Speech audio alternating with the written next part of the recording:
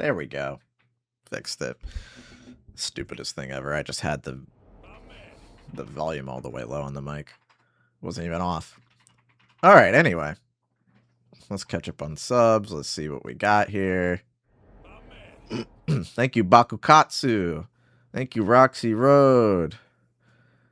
Thank you, Super Small Peepee Gang, for the gift subs. You guys got a gift sub from Super Small Peepee Gang. Please thank them because you have a small peepee now. Thank you, Excelsior Speaks. Thank you, Blue Carpet Treatment. Thank you, Vanilla. Nice. That stun locked me for a second. I'm like, that's not Vanilla Ice. There's something quite different about it. Thank you, Zinberber. Thank you, Punjami. Thank you, Zane Carrick. Thank you, Kobe's Owner Live. Thank you, Polybear. Thank you, Nafia. Thank you, Kolodak. Thank you, Nick Gabbis. Okay. That's everybody for now. Aquaman's going to keep going off because so many of you subbed or gift subbed. Thank you guys so much. Very nice of you. It makes me smile. Makes me smile. I'm smiling. I'm smiling. And there will be more streams, you know, these first few months of the year, for sure, because I don't have a lot of videos planned, and I got to make something. I have a few things I do want to stream. Oh, we got some more. Thank you, Koldak. I think I got you, Gabbis. Yes. Thank you, Ryder V4. Thank you, Poetic Justice. Thank you, Young Nugget YN.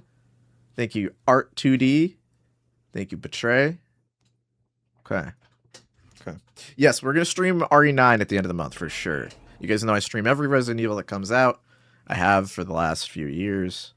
So we will that's probably the next, well,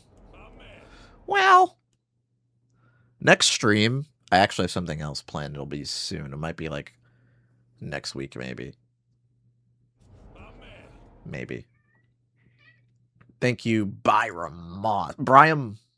Moss. Thank you, Bushy Boy. Thank you, Braden. Thank you, Cassie B. Thank you, Cat Bierman, for the gift sub. All right. So, while we're still getting subs in, I'm gonna go over what I haven't seen, and what you're not gonna see into this year's Cosmonaut catch-up. I did not watch Marty Supreme yet. I want to. I haven't seen it. I know that is apparently the bad Sadfi brother. I didn't know that. But I do really want to see it, unfortunately. You know, I can't really help it. I really want to watch it. Haven't seen it yet. There's actually a lot that I haven't seen. Begonia, I was gonna watch it in time for this. Didn't get to it. I just had a lot to do. I had to binge a lot of shows that I didn't watch in time. I think I binged 3 shows this past week because I was busy making the video and I just did not have time to watch any shows. And as you all know, shows nowadays are really fucking long. So every day, I almost finished one. There's only one show I finished in a day. That's because each episode is only 30 minutes, so you can try to guess which one it is. But let's keep going back through subs. Hold on a second. Cat Bierman, got you. Thank you, Mamanista. Thank you, Arc Titanus. Thank you, Shrumpy Shelf. Thank you, Mr. Fun Basher. I'm a fun basher. I respect that name. Thank you, Thaf9, for the gift subs. Thank you so much. Appreciate it. It's very kind of you. Thank you so much. Welcome, everybody. Welcome. And thank you, Dan the Zam. All right, let me turn down Aquaman slightly. I respect and appreciate the subs. I just want Aquaman to be a little quieter so I can yap a little bit. So, one thing to keep note of. No, wait, I didn't watch K-Pop Demon Hunters. No, I didn't. I haven't watched it. K-Pop Demon Hunters for me is quality slop. I know I'm going to like it. I know it's going to be just fine. I'm going to like some of the songs. I know the entire plot because it's been out for so long. I've seen everybody talk about it. All my friends have seen it without me. I know I'm going to like it, so I'm in no rush to watch it. You know what I mean? I know I'm going to enjoy it, and I know exactly what I'm going to get out of it. I'm in no rush. I know it's going to be right there. when I see it. You know? Andor's on the list. Don't worry. Andor's on the list. Andor might be last because Andor is the single most requested thing of the year. Thank you, Matt Tastrophe, for the gift sub. Thank you so much, Matt Tastrophe. For those of you asking if this will be on YouTube, the edited down version will be on the main channel as usual. But, unfortunately, I can't promise that the full stream will make it because, as you know, we watch movie trailers, and the movie trailers just get the video taken down. I can do my best, but there's no promise. Okay? I didn't finish Fallout Season 2. I don't like Fallout Season 2 very much. Maybe I'll talk about it briefly. There will be some spoilers. For things that have been out a while, or things that people have talked about excessively, there will be spoilers. Like Stranger Things, everybody fucking watched Stranger Things. So if they didn't watch it, they don't care about spoilers, you know? So we'll talk about Stranger Things. For something really good, like Wonder Man, maybe I won't spoil. I don't really know what you could spoil in that, you know? So, we'll see. We'll play it by ear. We'll play it by ear. I didn't watch Pluribus yet. No, I haven't seen Pluribus yet. There's a lot of things I didn't get to. We do have One Battle After Another. I think One Battle After Another might be the only bit of broccoli that I'm gonna force feed you guys. I think that's the only, like, Kino we're talking about today. I think the rest is the usual stuff that the franchise slop, right? Slop's the word of the year, isn't it? I didn't play Dispatch. Yes, I am playing Deadlock, but what am I gonna say about Deadlock? The game's awesome. I'm playing Calico and Abrams. I'm voting for the little demon guy with the sword because I only play melee characters. It's as simple as that. What do you want from me? We're going to talk about comics briefly. I forgot Predator came out. I didn't watch Predator. Sorry. We already talked about Sinners. What do you want me to say? What more do you want from me? I don't have anything else to say. I will touch on Chainsaw Man, but we have another anime movie that I want to talk about. I have more to say. You guys are all going crazy here. Oh, Expedition 33 official score. 10 out of 10. Anybody who says otherwise is a chump, idiot, moron, loser. Haven't seen Hamnet. It's on my personal list of things I want to watch for the Oscars. No Marty Supreme, no Hamnet. I could talk about Weapons for a second. I don't have that much to say. I saw it a while ago. We'll talk about Avatar. We'll talk about 28 Years. Talk about Wonder Man. Obviously, we'll talk about Andor. Didn't see Five Nights at Freddy's. We might do picture show on Five Nights at Freddy's. Iron Lung. A lot of people said Iron Lung. Let's make this the first discussion. All right. Well, for officially, we have to say welcome to Cosmonaut Ketchup. Welcome to Cosmonaut Ketchup 2025 edition. Today, we are going to talk about all the things I didn't get to talk about. And some things that I'll sprinkle in here and there because I feel like talking about them. Okay? This Cosmonaut Ketchup will be a little different, though. Because I don't have that many, like, really high quality, delicious things to talk about this year. Normally, I like to sprinkle in, like, 3 Oscar-nominated films to make you guys, you know, take your vitamins, to make sure you enrich your minds and stuff, because it's the only time of the year that I get to talk about those things, because you guys don't watch those videos when I review those things. But I only really have one movie like that. Though I will say a lot of things I like from this year are like franchise type. I hate using the word slop. I don't like using the word slop, okay? But, you know, franchise stuff. Like your Star Warses and your Marvels. I think there was some pretty cool stuff I can talk about, okay? But yeah, let's run through these subs real quick, the ones that I may have missed just now, before we get rocking and rolling. There's a ton of subs that I missed. Jesus Christ. I really don't want to miss any of them, because I feel very sad. Thank you, Sarah Fifth. Thank you, Matt Tastrophe again. Thank you, Gatehouse. Thank you, Thunder ZZZZ. Thank you, excuse me, Mighty Gold John. Thank you, Ezra Miller. Thank you, Matt Tastrophe again. Thank you, Clop NB. Thank you, Mansington. Thank you, Big Blitz. Thank you, Dan the Zam. I think that's everybody now. Yes, and then now we got a few new ones. Sarah Fifth already said thank you to. Thank you, Future Carson. Thank you, Lucky Snorkel. Thank you, Bing Rat. And thank you, Lotus Productions. All right. Now that we're caught up, for those of you wondering, we will have the edited version of this on YouTube. Say hi to YouTube. I was going to put you guys on the side, the chat on the side. I forgot to do that until now. I'm not going to do it now. So, whatever. Maybe next time. Maybe next stream. But you all know that you're here.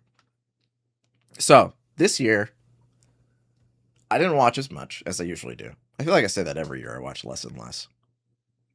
Some years there's some stuff that I really, really want to get to, you know? Let's see what I can hit first. I think this is a good idea. So, no, I don't want that. No. I put some weird stuff on here. Okay. I have another idea.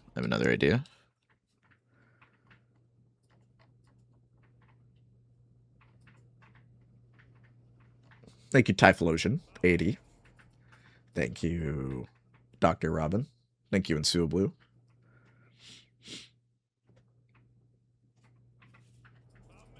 Someone who lived in Florida, it snowed this week. Yeah, it snowed everywhere, right? I heard that Florida got finally hit with the cold stuff. Thank you, Two-Tone Moonstone. Thank you, Ty Does a Funny. I did not watch Last Samurai Standing. I don't even know what that is. Thank you, Lego Pig. Thank you, Bazooka. All right. Stop subbing for a second. Let me try to find what I was going to talk about first. Let's talk about this.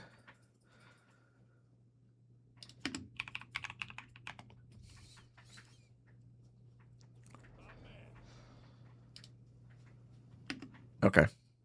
So, last year we started with kind of like a video game and comic books, right? We started with stuff that like I don't really have that much to say about. Video games, you know, I got one video game hot take. I actually wasn't going to talk about this.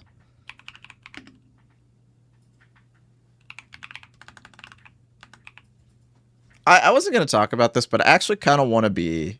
I want to start things off really spicy and be a massive contrarian and be an asshole. So I'm talking about a game that I binged this year. A game that I've played quite a bit, but never beat.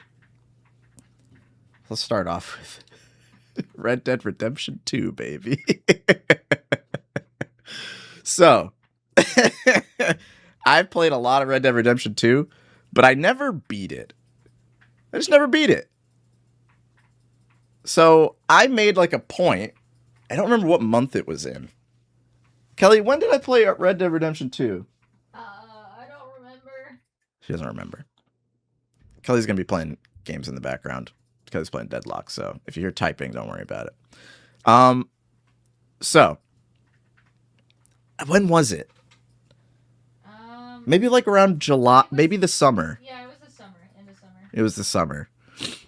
I never beat it. Yeah, it was. Right? I got to probably the Braithwaite scene, Braithwaite Manor. That around here? No, they shouldn't be here yet. Braithwaite is sooner. Cats are fighting. I got to Braithwaite stuff and I was like, I get it. I don't have the time to beat this. It's a long ass game, right? Then, and I knew the story, and I already knew the plot. I knew most of the plot because so many people have played it and beaten it over the years that I feel like I kind of got it, right? But I've been a silent hater on Red Dead Redemption 2 for years without beating it, and that felt fraudulent. That didn't feel fair, you know? So I'm like, I'm going to play it and beat it so that I'm allowed to say it's shit. And I'm happy to say that I liked it. It was cool. With an asterisk at the end. There's a little asterisk. I think everything Arthur related, well, 80% of Arthur related stuff was brilliant, well done, very, very, very good. My main criticism, so like around, let's say we're Braithwaite stuff where I quit, right? Around here, I was like, why the fuck is this called Red Dead Redemption? Arthur is the same guy the whole time. Right? Now, I'll say official spoiler alert for Red Dead Redemption 2. I have to spoil it to talk about it, right? I have to spoil it to talk about it. I was like, okay, why is this called Red Dead Redemption 2? Red Dead Redemption 1, I loved when I was younger. I haven't played it since then, but I did like it, and I like how redemption is a point of the story, right? It is purposely called that, you know? And I was like, why is this called Red Dead Redemption? He's not looking for redemption. He's just hanging out with his fucking homies in the camp, right? And then obviously it gets to a point where the redemption aspect comes into play in a very clever way, right? It comes into play in a way, it comes into the story in a way that I thought was very moving, right? He isn't given a reason to care about his soul until he is, he gets ligma and he's going to die soon. So I thought that was expertly done. I love that your morality meter is basically stunted. It doesn't move until he has a reason to start caring. Like the little meter that tells you how good of a boy or how bad of a boy you've been. It purposefully doesn't move that much until he gets ligma. I keep calling it ligma. I'm sorry. Until he gets sick with the tuberc, right? And then once you have a reason to start becoming a different person, it starts shifting dramatically either way. I thought that was super well done. I thought that was genius. That was a great way to do things. I was very impressed with that. I thought his story was very well done. Now, many people told me that, I would say for years, that movies still kind of mog video games as far as storytelling is concerned. And every time I said that, people were like, but Red Dead Redemption 2. Red Dead Redemption 2 is the best story. Gotta talk. What about Red Dead Redemption 2? And I was like, it can't. I know the story. I know the framework. It can't be that good. So that's why I played it, so that I could back up that statement. And it was significantly better than I thought it would be. It was as good as I thought it would be, but I liked it more than I thought I would. But it's still, movies are still better. I'm sorry. It's a good story, but I've seen better. I think the coolest thing about it is how it ties the gameplay into Arthur's morality. Again, with the fucking morality meter just not moving at all until it has a reason to. I think that's very cool. But the gameplay is kind of ass in this game. This game sucks from a gameplay perspective. I hated controlling the game for most of the runtime. It's a testament to how interesting the story is that I kept playing, because it was not fun to play the game. Following people on your fucking horse, listening to them talk while you're on the goddamn wagon. I get it. Some people really like that plotting, immersive gameplay. But Arthur and the horse and everything are very unresponsive. You're kind of like, it's like I'm giving Arthur a suggestion. I'm on his shoulder whispering in his ear, hey, can we turn right here? And it's up to him to decide if he wants to do that. I think that there's a way to make the game feel more responsive in a way that doesn't sacrifice the immersive aspect of the game. Right? When I first played this game, I streamed it, actually, long time ago, infinite amount of time ago. When it first came out, I streamed it, and I hated that you had to go into each cupboard and pick up the cans of beans constantly. I would always complain about the damn beans. And this playthrough, I didn't care about the beans. Excuse me, I didn't really need the beans because I wasn't getting shot that much, and the game's not that hard, so I didn't need that many supplies. And if I needed them, I was happy with looting and pillaging. I did a decent amount of side quests. So I didn't do everything. I feel like I got my fill. And I liked the story that I was told when I was Arthur, even if the gameplay wasn't up to snuff for me. I didn't like that there's no reason to get a new gun. All the guns do exactly the same thing. They feel exactly the same, except for like the 1911, the semi-auto pistol. Like, everything else just kind of felt the same. The gameplay was lacking for me.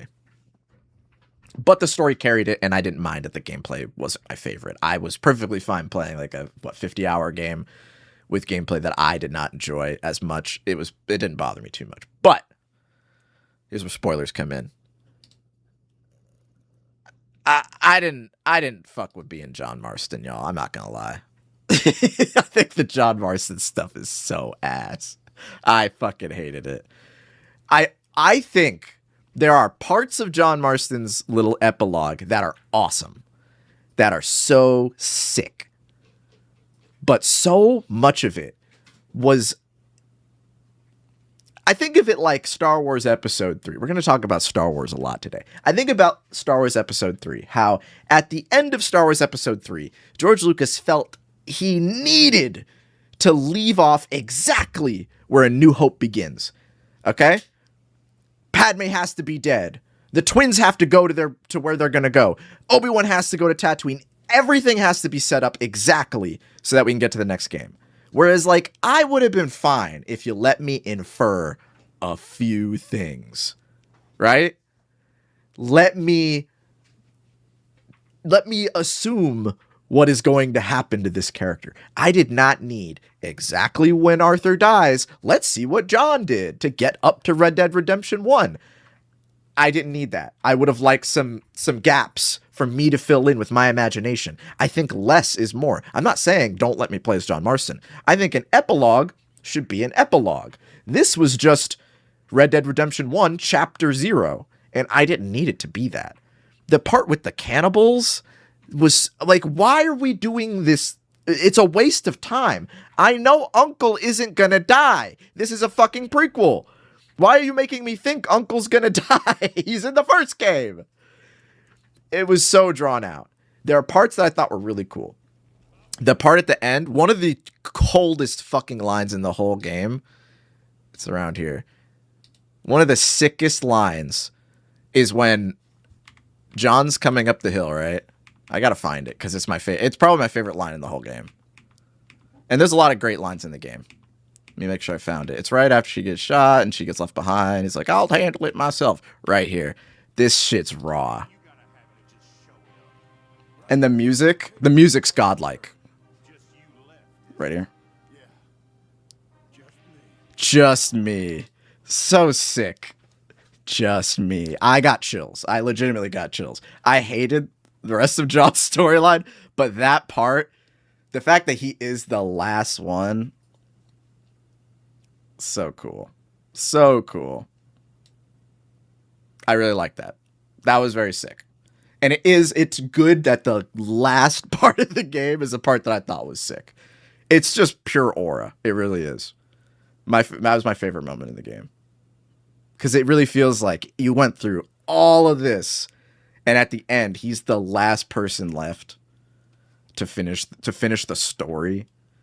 I just wish that all this other shit wasn't in the game.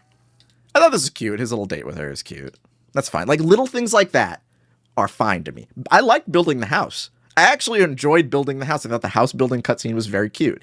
But there's so many dumb little fucking things you have to do. You know?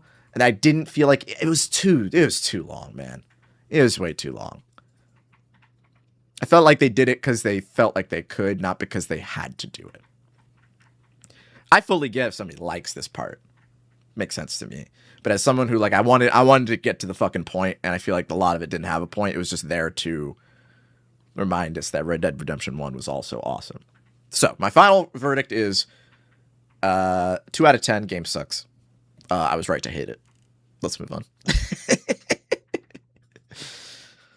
Anyway. Yeah, I'm also glad it wasn't DLC. That would have sucked. That was like the main game I kind of binged this year. It took me a good while to beat it because I took my time. I liked it. I enjoyed it. I had more fun with it than I thought I would. Now, last year,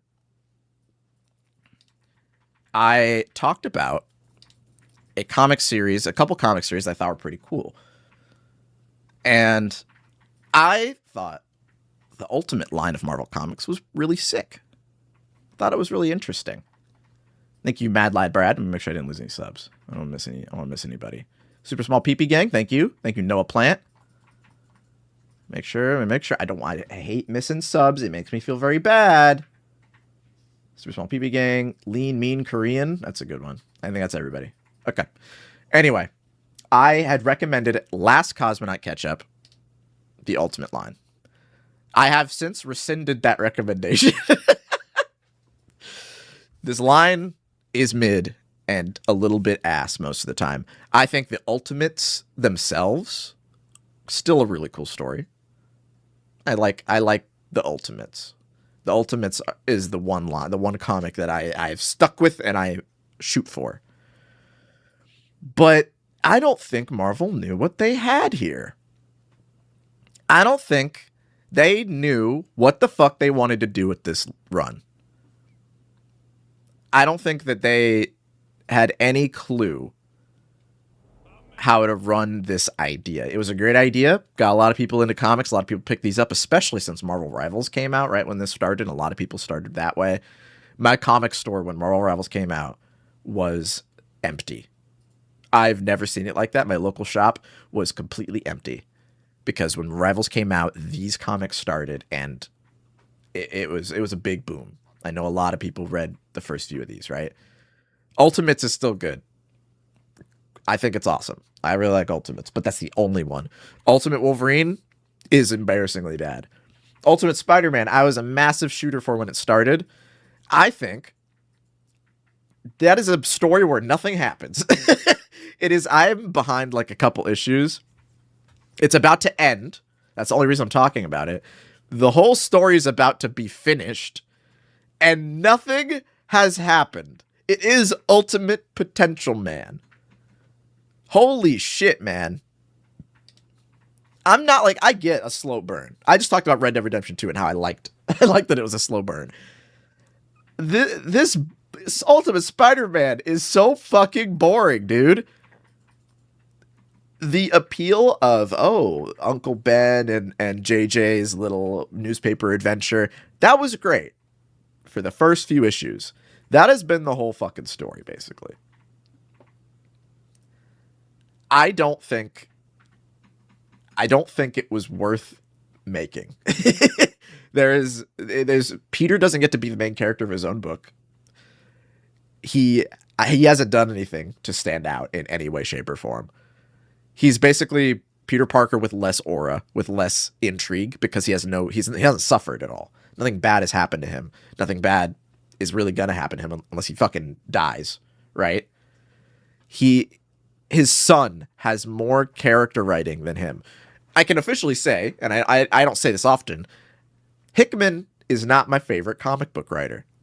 I love a lot of books that he's written, but sometimes he has an idea that he is obsessed with and he focuses on it too much to the point where I don't care. And it is very apparent here. He thought that a few of these ideas of like Peter being a father, what if Uncle Ben was still alive, and J. Jonah Jameson's a really interesting character when you let him be. I love those ideas. I'm obsessed with them too. That's great. But Peter Parker needs more to do, man. He needs more to do. Yes, Denis Camp, I get it. Yes. I love Ultimates. I already said I love Ultimates. That book is great. Read Ultimates. Okay? But Ultimate Spider-Man is a big letdown. I'm going to finish it, and I might even make a video on it. But when I say I'm going to make videos on stuff, I tend to not make the videos on them, so maybe I won't say it out loud. But I thought of comparing this to a series I also recommended last year that I think is still really good. I think that Absolute Batman never misses.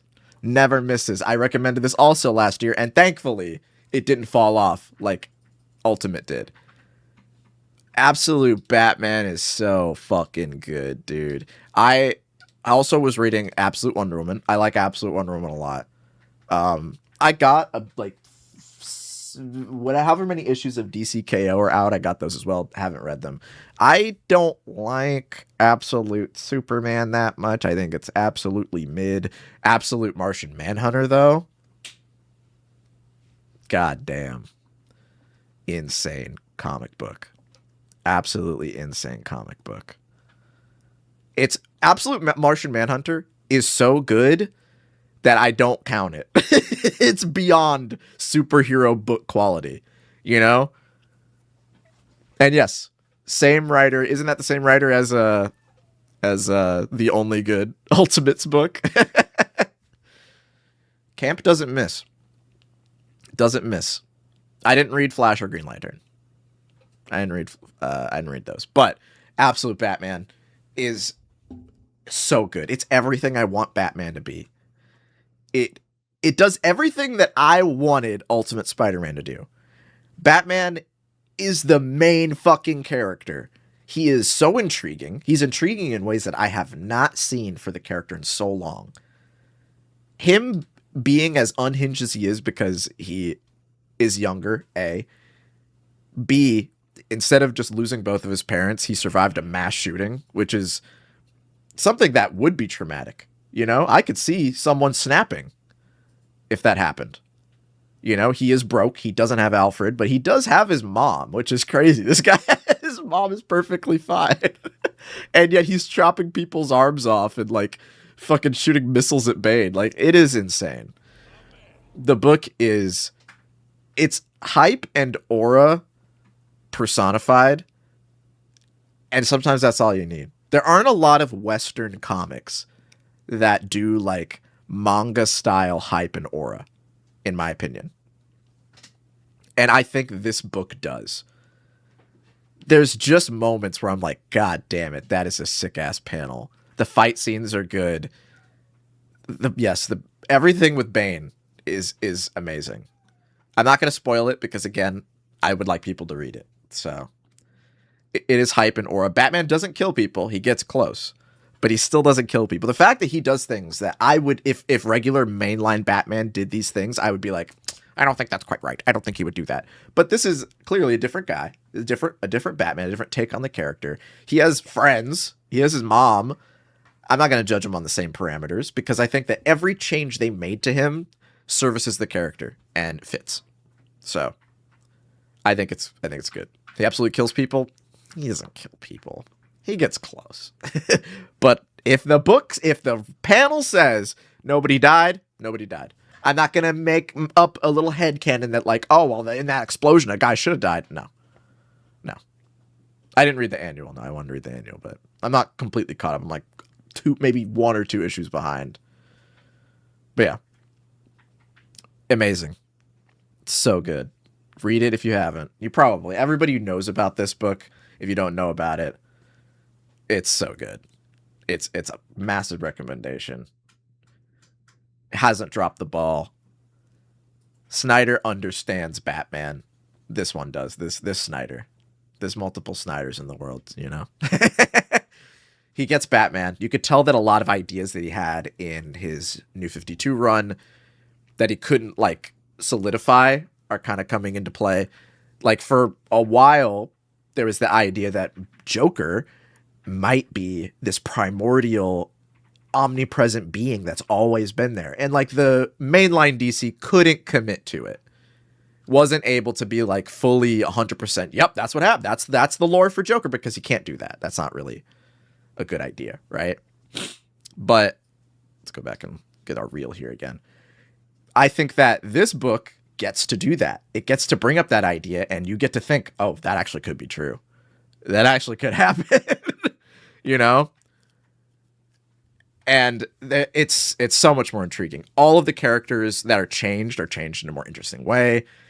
Again, unlike in Spider-Man, where, well, at this time, Mysterio is a girl. Like, okay. Like, dude, you gotta give me something. You gotta give me something to latch onto. You have to make me want to see how the next character is going to be different. You know?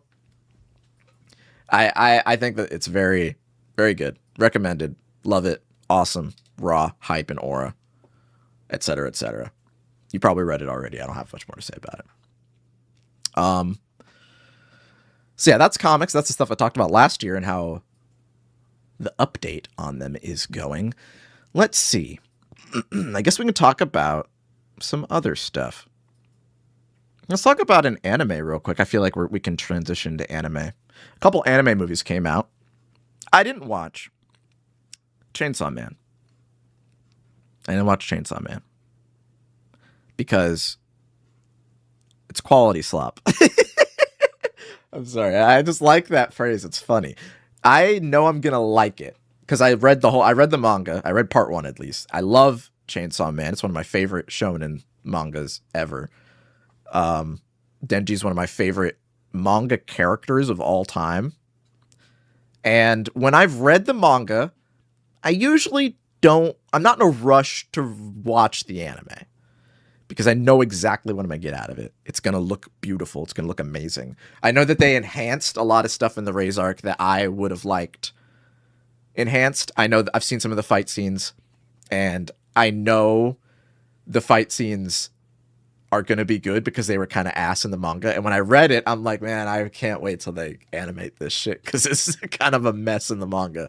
So I know that they made it more comprehensible what's going on in the fight scenes. I know Rize, yeah, you're right, it's Rize. I say Rize because I read it, okay, and I didn't hear it when I read it.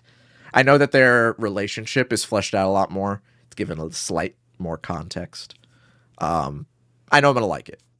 I know it's gonna make me smile, right? But that's because I read it. And one anime I don't read, one manga I don't read. Let's see if I can find it. Do we have it on here? No, we're not talking about that. Looking through my tabs, where did I put it? Do I not have it on here?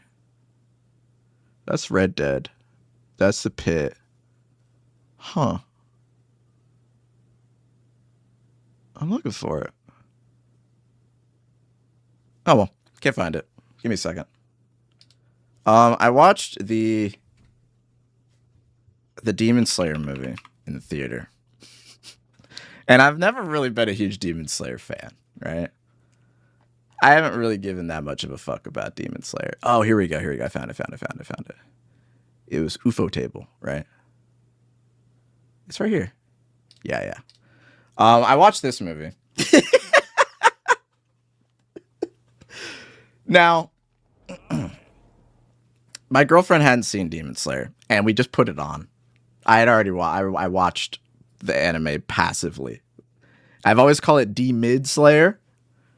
But my girlfriend hadn't seen it, and I had a thought experiment. And I have this thing where she's behind me, so she's gonna hear me say this, but I like to make a little maze with cheese in it, and she's the mouse. I'll come up with a little experiment, and she's forced to walk through my maze and look for the cheese. This time, I was like, okay, we're gonna watch Demon Slayer, but I'm gonna fast forward whenever there's not a fight. So whenever they were at the butterfly estate and they were healing after a battle, we skipped all that shit.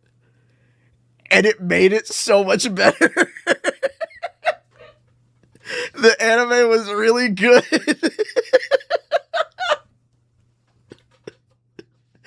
She loves it. We had a great time. I've always called Demon Slayer mid, but when you watch it like that, it's pretty peak. It's kind of good. And it made perfect sense. Yes, all of the plot development happens in the fights. When they're like, Muzan Kibitsuchi has this great master plan. They'll tell you that during the fight. They won't bring that shit up, in the passive, middle chunks where they're healing. They explain everything multiple times. So if you skip anything, you're fine. Right? So it made the anime a lot better. Multiple arcs that I wasn't a huge fan of when I first watched it got really good pacing when you cut the boring shit. And yeah, the fights look really good. The animation's crazy. So I went to go see the movie, and I liked it a lot better, even though I wasn't allowed to skip the flashbacks. I wasn't allowed to do that. They wouldn't let me in the theater, I think it would have improved the film, though, because god damn it.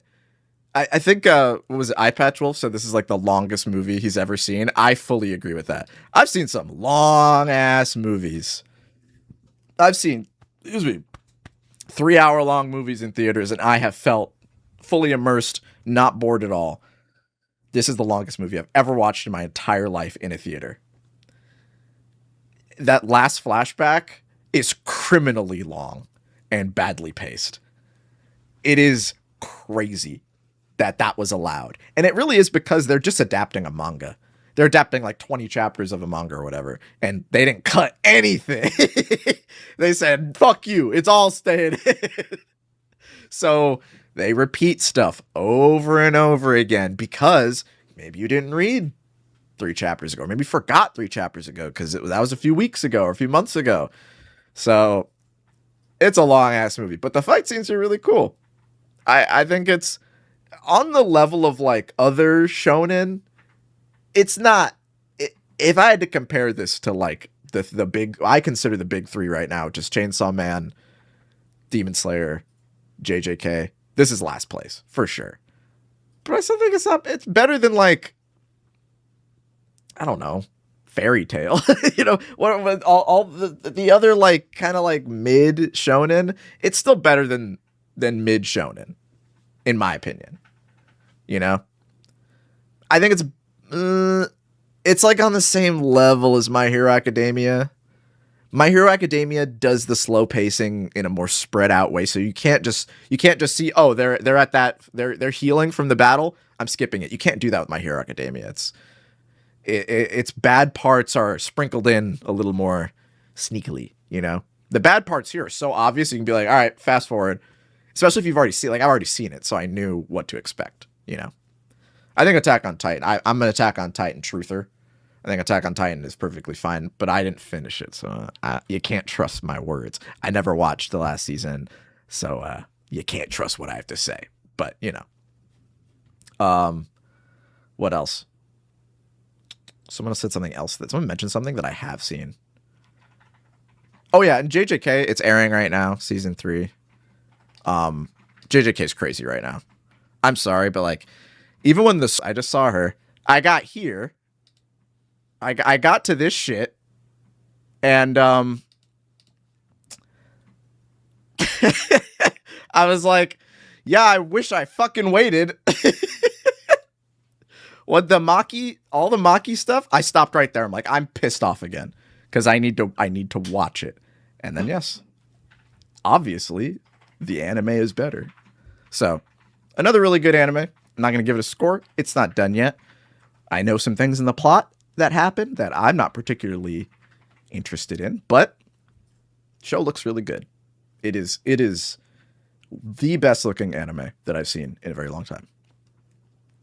Anyway, that's enough anime. Let's talk about other stuff, but first let's catch up on our subs. Just throwing out some random things that I had seen. Okay. Let's see. Mad Lad Brad, Noah Plant, Super Small PP Gang, Scruffy, Stardust, Slowtown, Furlough Hog, Subtle Stress, and Jathaniel. I think that's everybody. Thank you for those subs. I didn't watch Iron Lung. Here's the only thing I'm going to say about Iron Lung. I think Markiplier seems like a great guy. It's kind of all I want to say. I want to leave it there. That movie looks bad. I can't watch it because I'm going to say mean things about it, and I don't want to say mean things about it because I don't like talking about my fellow YouTubers in disparaging ways. You know? It's one of my rules. But the movie doesn't look good. And I don't want to watch something that I know I'm not going to like. I know I'm not going to come out of that movie being like, oh, it's actually underrated. No, it's not going to be underrated. It doesn't look good. And that's fine. Doesn't need to be good. I think it's cool that he can make a movie.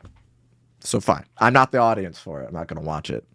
And you guys get nothing for me watching it and saying, actually, it sucks and you shouldn't enjoy it. I don't care. That one doesn't count to me, you know? It's a cool idea. It's cool that he got to do it. You don't need me to say that it sucks. Thank you, Negotiator, for the sub.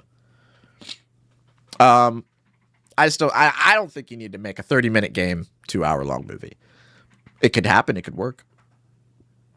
I was going to talk about this, but I might save that for a full video. We're not doing Andor yet. Andor's last. Not doing Andor. Yeah, let's talk about Avatar for a minute. Let's talk about Avatar. So, you guys know that I'm an Avatar truther. If you guys watched the last 2 Cosmonaut catch-ups ago, I love Avatar. But I love Avatar in a weird way. I love Avatar in the wrong way. I love Avatar because it's anime to me. And that's why I'm doing this after we talked about anime.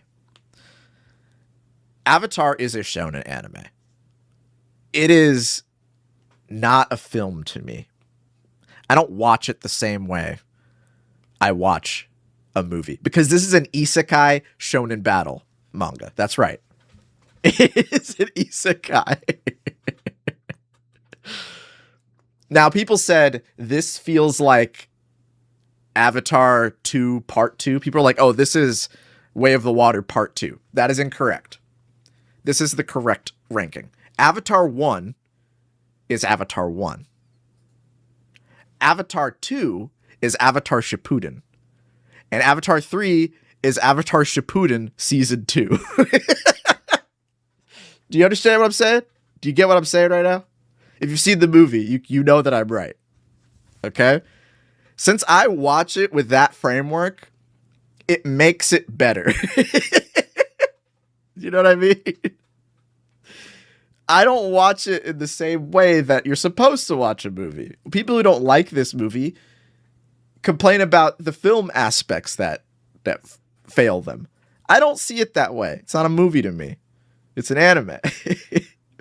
And sometimes in the anime you get the filler arc when they have to learn how to swim and they have to talk to the council and stuff like that. And I don't care because I'm along for the journey. Okay? I don't even care about the visual effects. I've seen all these in 3D. I think I've seen every single Avatar in 3D.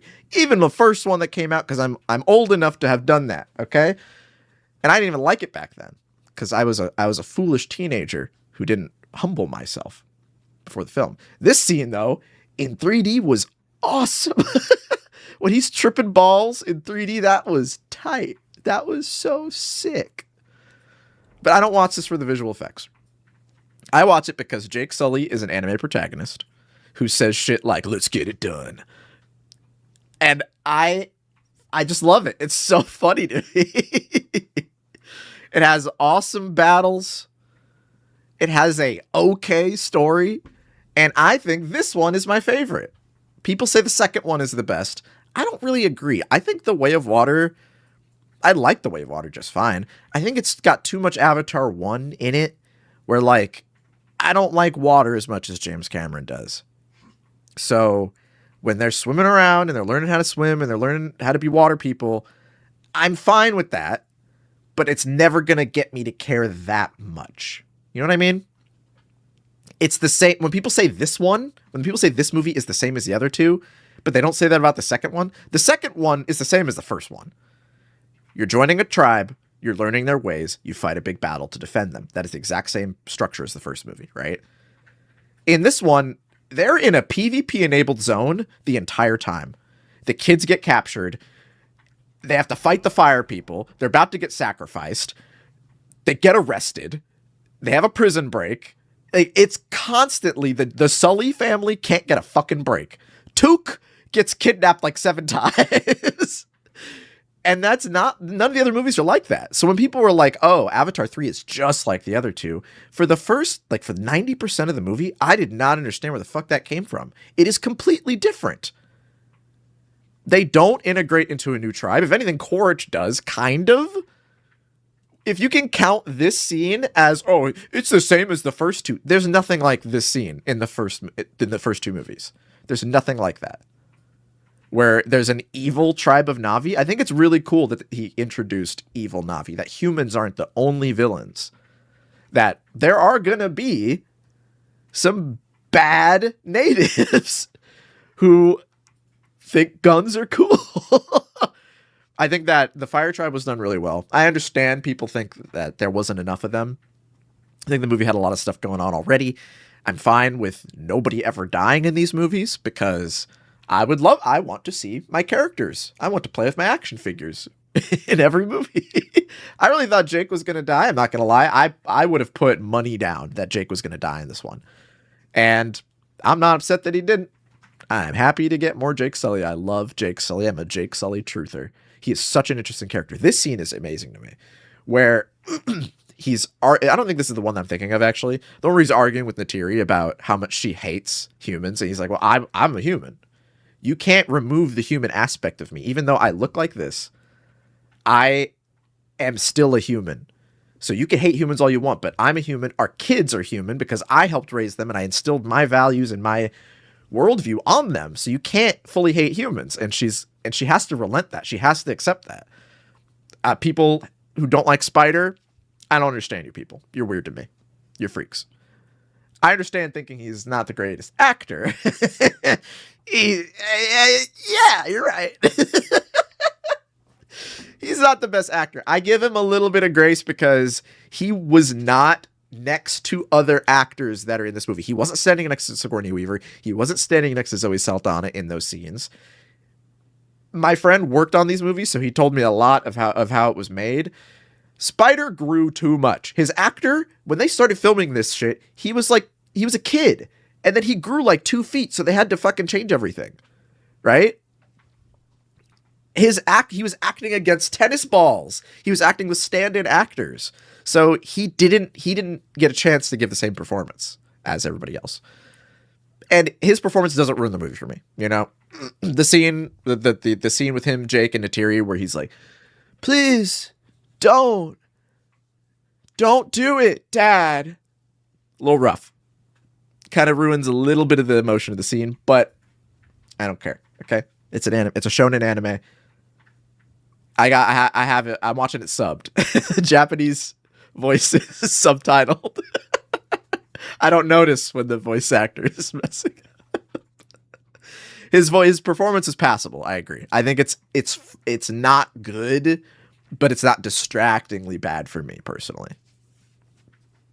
I think this movie was awesome. It was way more exciting than the first two, in my opinion, at least for the first 90%. I think once they got to the final battle, though, then I started to see how it was the same as the other two. It was like the framework of the final battle in the first one with the set pieces and characters of the final battle in the second one. You know, we get the whales again. I watched, this is the only thing on Cosmonaut Catch Up this year that I watched twice. I watched it once on my own, and then I brought my friends to go see it the second time after they had binged Avatar because some of them hadn't seen Avatar yet. So I watched 2 and then immediately went to see this. And then it's much more obvious. You're not really supposed to binge these movies. You're not supposed to Lord of the Rings marathon these bad boys. You're supposed to wait a few years and get an Avatar movie. You know what I mean? So I get, when I got to the end, I was like, okay, I can kind of see why people think it's very similar. The final battle is very similar, but everything up to that is so different. The Fire Tribe is so much more interesting. I love how unhinged and psychotic they are. I like that they are not redeemable in any way, shape, or form. They are just psychopaths. Sometimes in a story like this, where like James Cameron's trying to humanize these non-humans, it's cool to have a faction that is like, no, we're evil and we like being evil and we like killing people. It's fun.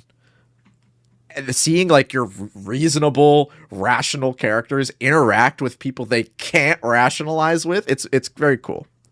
It's very cool. I never understood why people thought the Na'vi were hot until Varang. I get it now. I understand. She kind of bad. She kind of bad. Anyway, that's Avatar. I haven't given anything a score, have I? I guess I haven't really talked about anything that needed a score. I give this one a 8. Yeah, I give it an 8. I like it. I love Avatar. I have a great time watching them. I think it's insane that movies like this get to exist. A completely original idea from a guy who had a crazy dream in like the 60s. That's so cool to me. When you can look up concept art that James Cameron drew in journals when he was younger of the Wind Traders and shit like that. That's so cool.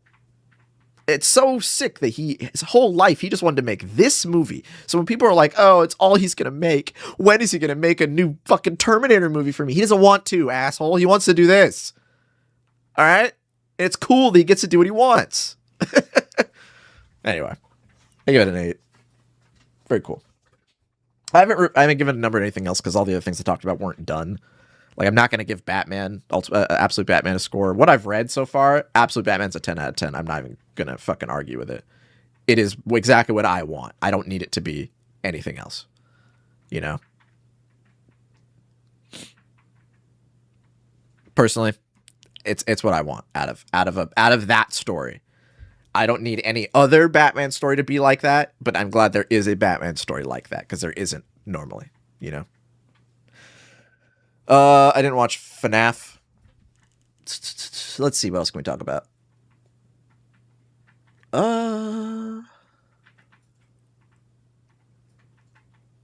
Let's talk about something that just came out. Let's talk about Wonder Guy. The Wonderful Man. So this is one of the things I binged this past week. I watched Wonder Man by Marvel Television. I wasn't excited to watch Wonder Man. I was like, even if it's good, fine, I'll like it, but I'm not gonna jump out of my seat to go watch it. But since we were doing catch up, I figured I'd watch it and talk about it. I was thinking about making it my own video, like a separate video on it, but I don't want to. This did come out. It wasn't very well marketed. It is the best Marvel show. I think I like Loki a little more. I think Loki's very cool, but this is a real ass TV show. It is so heartwarming and sweet. There's really not much to say about it now that I'm thinking about it. It is still a superhero show. Kinda. But like, it's not really. It's really hard to talk about this show now that I'm thinking about it. Basically, it's about this guy wants to be an actor. He's a struggling actor in LA, but he also has superpowers, and he's not allowed to be an actor and have superpowers. And that's the whole show. He meets up with Mandarin from Iron Man 3 and Shang-Chi, and they become friends. And that's really the whole story. There's not that much depth to the story itself, but the characters themselves are surprisingly rich. Like, Mandarin is such a lovable character in this. He's actually funny. I think that his bit in Shang-Chi was a little overplayed. I think that he wore on my nerves very quickly. That's also when that movie stops being good. But he is actually the heart of this show. He's actually funny. His performance is amazing. He actually feels like a real guy and not like a funky caricature of like this failed actor. He feels like a person who actually exists in this world. Like both of the characters, I could say that for. They feel very real. They don't, like, a lot of Marvel characters, especially side characters, they're kind of like an anime side character. Where like, oh, I'm the guy who's always late.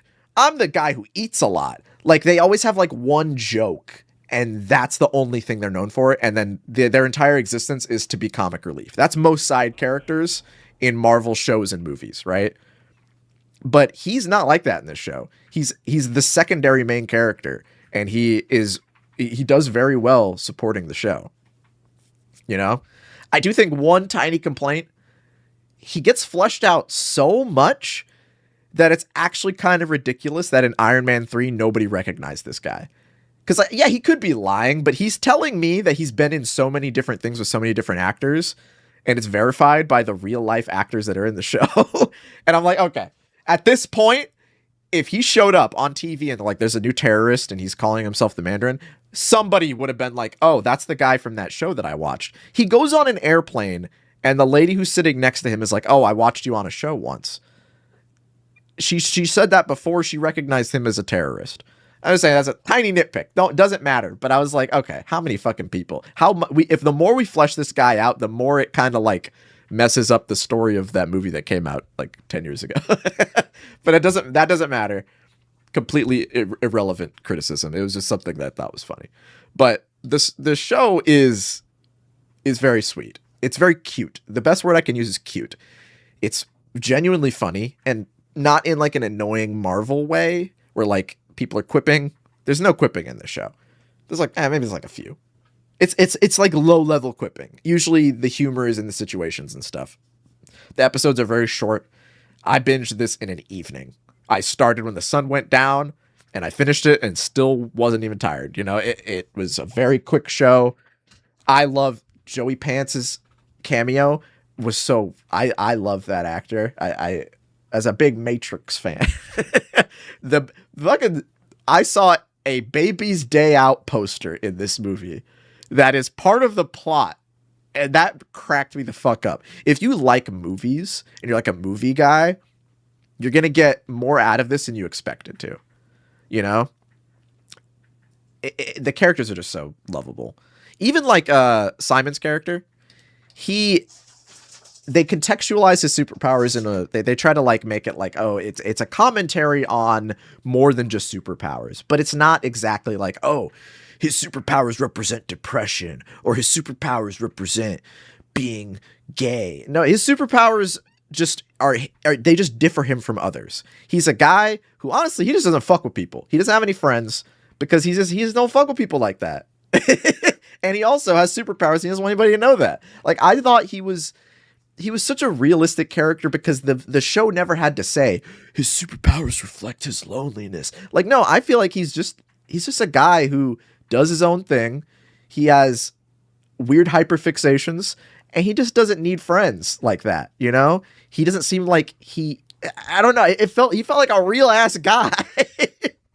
It was just such a very normal, grounded depiction of a superhero in this world. Because a lot of people have said, oh, why don't they make a Marvel show where there's just like a story about a guy who like cleans toilets and he gets blipped in the Thanos snap? Or like, oh, they should make like a crime drama with no superheroes, but in the Marvel world. Like people say stuff like that, but no one would ever watch that. And this show is an example of that. This is just a show about an actor. For the most part, he just so happens to have superpowers. They barely ever come up. And it's just a show about him. And nobody watched it. There's other reasons why nobody watched it. But like, it is a cool idea. It was a very refreshing take on a Marvel show. I don't need to see him show up in Avengers.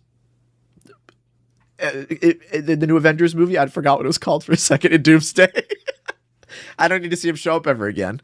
It's interesting to know that a guy like this is out there, and he had a little story that he told. It's a very tightly packed story, clear beginning, middle, and end. It doesn't end with a stupid fucking CGI dumbass fight. It's shot really well. There's a cool episode that's fully in black and white. It's a fun show.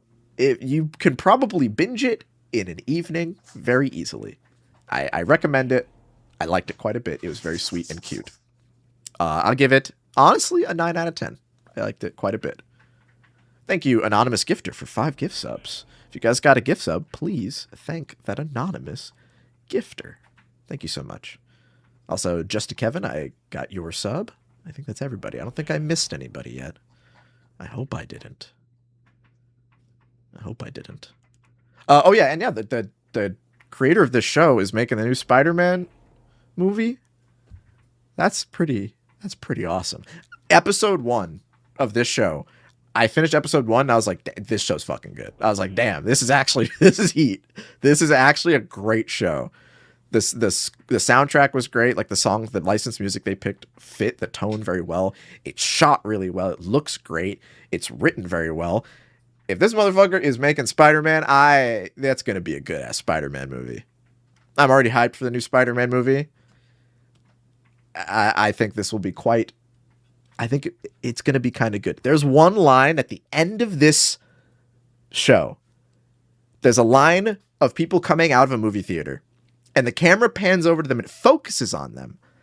And what they say was very interesting to me.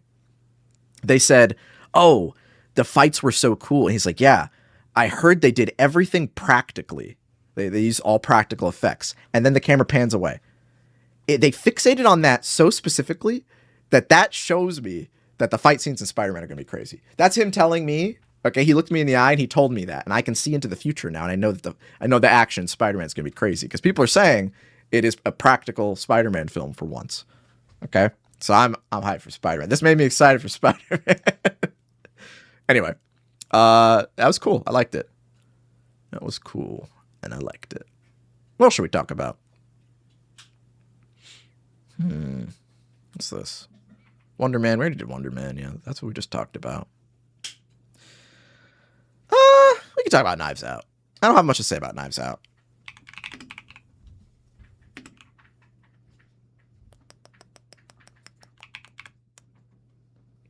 I didn't watch Ironheart. So I can't talk about Ironheart. But I did watch the new Knives Out mystery. I did watch this. Not my favorite Knives Out adventure. A few things to say. This guy's such a good actor. He's so good.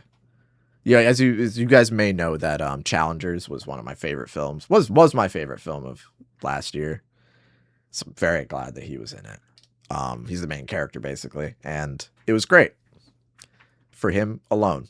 I do also think Benoit Blanc has like the most to do in this one.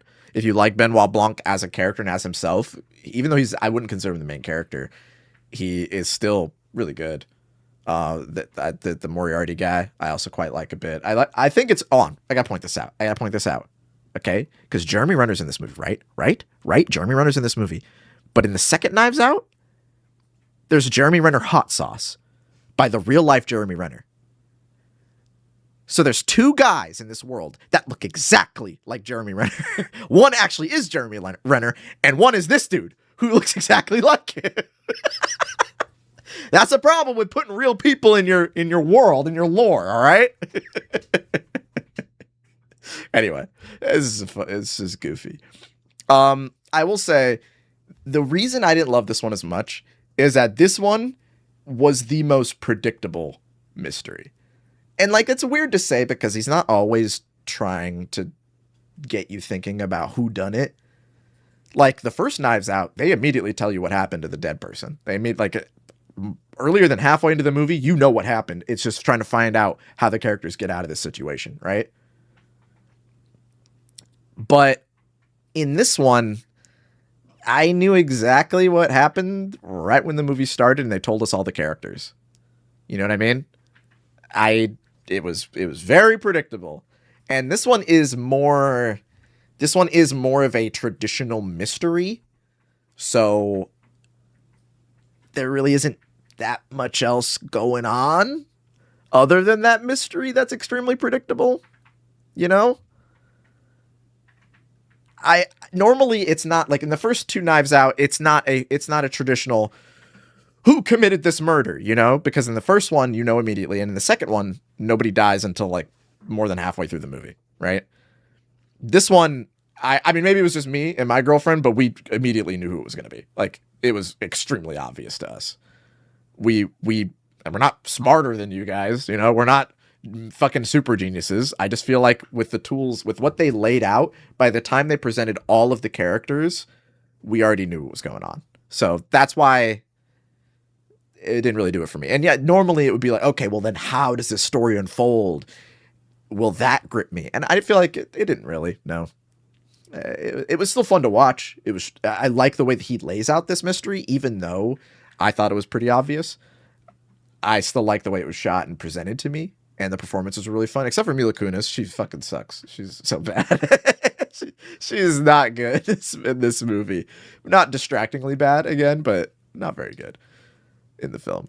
But still, like, even though I thought the mystery was pretty basic, like this scene right here, when they first show you this scene, there's clearly information missing. I only know that because I have now trained my brain on Rian Johnson mystery flicks. I've watched 2 other Knives Out movies where they show us flashbacks or they show us things with scenes missing and lines missing. So I know in my brain, I'm like, okay, I'm going to see that again later with more context.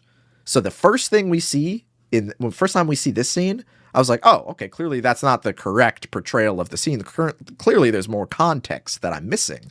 And then when they reveal it and they show you, yeah, you were right. That's who did it. I'm like, oh, okay.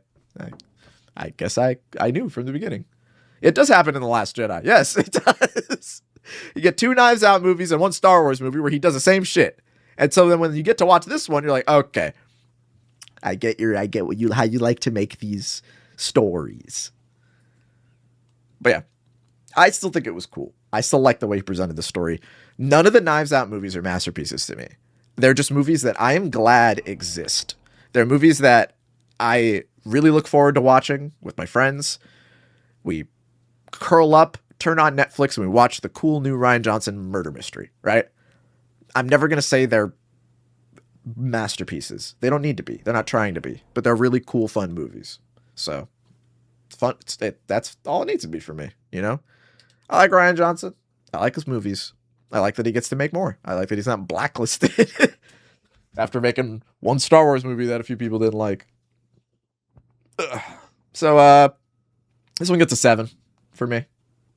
Not my favorite. Probably my least favorite Knives Out movie, but I still like it. Still fun. Excuse me. Thank you, Green Hood, and thank you, Snake Eater. Yes, we're going to stream Resident Evil at the end of the month, right when it comes out. Do one battle after another. That's the first thing I saw. Once I looked over at chat, so I guess I'll talk about one battle after another, because I watched this yesterday. I just watched this. I like Paul Thomas Anderson. I like his films. I've talked about him here before. I think the first Cosmonaut Ketchup I talked about his movies. I think it is a little overrated, but it is still one of the better movies I watched this year. I just think he's done better. That's all I'm gonna say. I think he's done better. Okay? It's still good, but he's done better. I think from a directing standpoint, pretty good, but like still shot in a more conservative manner.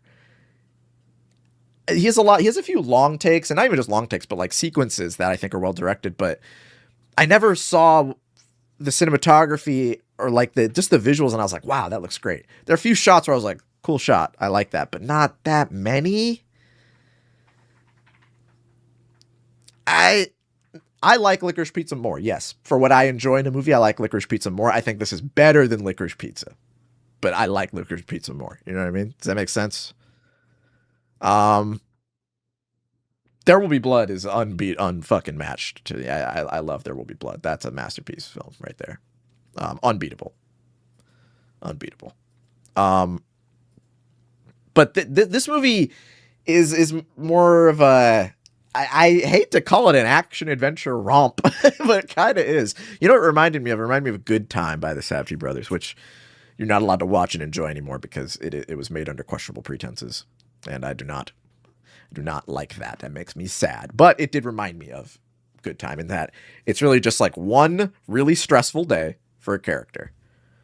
And I liked how anxious it made me, even though you can kind of tell what is going to happen. But I also appreciate that the director and he wrote the movie, so the director and writer, he knows that you know everything that's going to happen, and it's not about that. It's about presenting this to you in a linear way, but the way that he still manages to keep the tension up is respectable. I do like the middle chunk of the movie the most, I think, when Leonardo DiCaprio's character is just trying to get out of the city and get on the road to get his daughter. That I love that. I love that for that middle chunk, it is the same sound, like it's the same score. It's this like plotting, kind of like annoying, stressful score for like a half hour. Yeah, all the stuff with him with Sensei, that's the best. That's my favorite part of the movie by far. Yeah, it's like a Looney Tunes plot, and that's what I really, yeah. When he's trying to charge his phone, that's the thing. It's like a massive like 20 to 30 minute sequence where he's just trying to charge his phone, and it makes me stressed out. You know, when he's going through Sensei's house, he's like, "Hey, can I charge my phone here?" He's like, "No, come do it in my room." And then on the way to his room, he introduces him to every member of his family. He still can't charge his phone. Very funny. Though as I was watching this movie, I realized I've already seen the movie because I've seen all the clips on Twitter. All my friends have already talked about this movie. I watched it too late. That's on me. That's my fault. Okay? It's my fault. So I had already seen the film, but even when I got to parts that I've seen clips of, you know, like the scene where he's tweaking out on the phone that people use as reaction images, I used it in my most recent Superman video as a reaction, and I hadn't even seen the movie yet at that point. But when the context of that scene, it killed me. I was laughing so fucking hard when he finally charges his phone and he calls that guy back and he still won't give him the information that he needs. That fucking killed me. That was so fucking funny. But yeah, I like the movie. It's just not my favorite of his. I think the characters, the character writing wasn't the best. Whereas when I watch these movies, I'm watching his films for the characters. Most of the time in his films, it is just about like a guy or two people and you're just learning how they work, right? And with like a weird psychosexual undertone. That's usually how these work, right? And in this one, you kind of already just get how these people work and what kind of people they are. You fully understand how they work already in the like prologue. So there's no intrigue on learning more about them. You know exactly what you're getting. It's on the tin. And their interactions with each other aren't really there because most of these characters don't talk to each other. They're all separated. His daughter is over here doing this. The villain is over here doing this, and he's hanging out with Sensei. So at weird points, it felt like a COVID movie to me. You know, when like movies were coming out during COVID and it was like one set with like three characters or like all the characters were separated. That's what it felt like. You know, it felt like all the characters were completely isolated and they don't interact with anybody else. And that's good for like us to make it stressful for the audience to see how these characters are going to get out of the situation on their own. But I wanted to see characters talk to each other a little more because my favorite parts were where him and Sensei are chatting and being silly, goofy guys. I like that stuff. Those were the best parts of the movie for me. I like the prologue where he's interacting with his wife or his ex-love. You know, I thought those parts were very intriguing and they fleshed out this story a little more. So, and yeah, I thought there'd be more scenes with him and his daughter. They get one scene to talk to each other, and that is enough for the story. That is enough to get the information across to you how the relationship works. You don't need more for the story to work. I just personally, when I come to this guy's flicks, I want to see how he writes the characters, and I just didn't get that as much. I think the most fleshed out character was Sean Penn's character, and I hate Sean Penn. I think he's a scumbag piece of shit, and I can't stand him. He's a horrible human being. So the fact that I have to be like, hey, he's the best character, that hurts me. I don't like admitting that. Anyway, you can Google it. Don't look up what he did to Madonna in the 80s. All right. Or the 90s. I don't know. But yeah. Great movie. Never going to say it's not good. I've just seen better. I've seen him do better. All right. So. It's a toughie. I want to say 8.5 right now. But I know if I rewatch it, it'll go up to a 9. I'll say 8.5 for now. But it's going to be a 9 eventually. It's going to get there. All right. All right. I didn't see Marty Supreme yet, so I can't talk about that. People want me to talk about weapons really bad. So we'll talk about weapons. Final Destination Bloodlines. That is, no one else has said that. But I did watch that. I don't have anything to say about it. It was a Final Destination movie. It was one of the funnier Final Destination movies. I put it on while I was editing the Superman video. When I edit my big videos, I'll put a movie series on in the background. This time it was Final Destination. And I will say the video got delayed by an hour because I actually was watching the screen during Final Destination Bloodlines. That was a goofy movie. But I don't need to talk about it anymore in that. It's not even getting a rating. It's those are fake movies to me. Those aren't real movies. Let's see. I'll talk about weapons. I actually wasn't planning on talking about weapons, but you guys really want me to, so we'll talk about weapons. Weapons. Weapons is an interesting one because much like One Battle After Another, I think he's done better. I liked Barbarian a lot more, but like One Battle After Another, still a good movie. I still think it was a lot of fun. I really like the way the story is laid out, even if where it goes isn't that intriguing to me. I still really like the movie as a movie. You know what I mean? Shot so well. And that's why I liked Barbarian. I thought Barbarian, on its face, Barbarian is just horror schlock, but it's presented in such a beautiful way. I love the way he films his characters. You know, I feel like he makes these random people so much more believable to the point where I don't even need to see spooky stuff happen. I don't care about spooky stuff happening. I want to hang out with these human beings more. You know what I mean? Even if they're scumbags, even if they're pieces of shit, I still want to keep hanging out with them.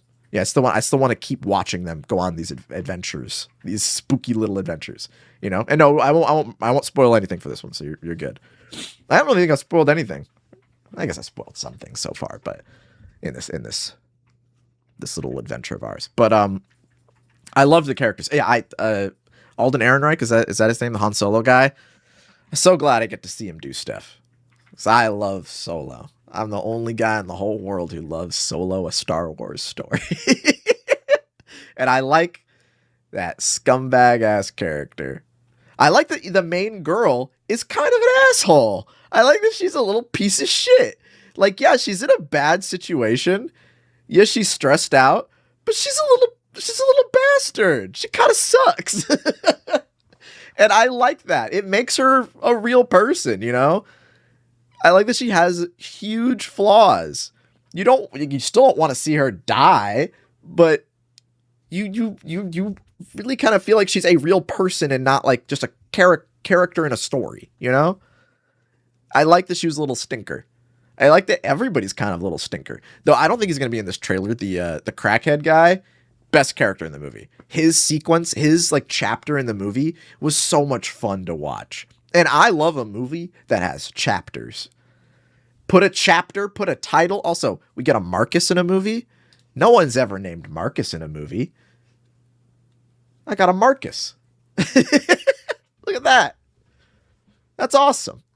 But yeah, no, the crackhead guy was very, very charming. I really liked his little adventure. The story was kind of whatever, you know.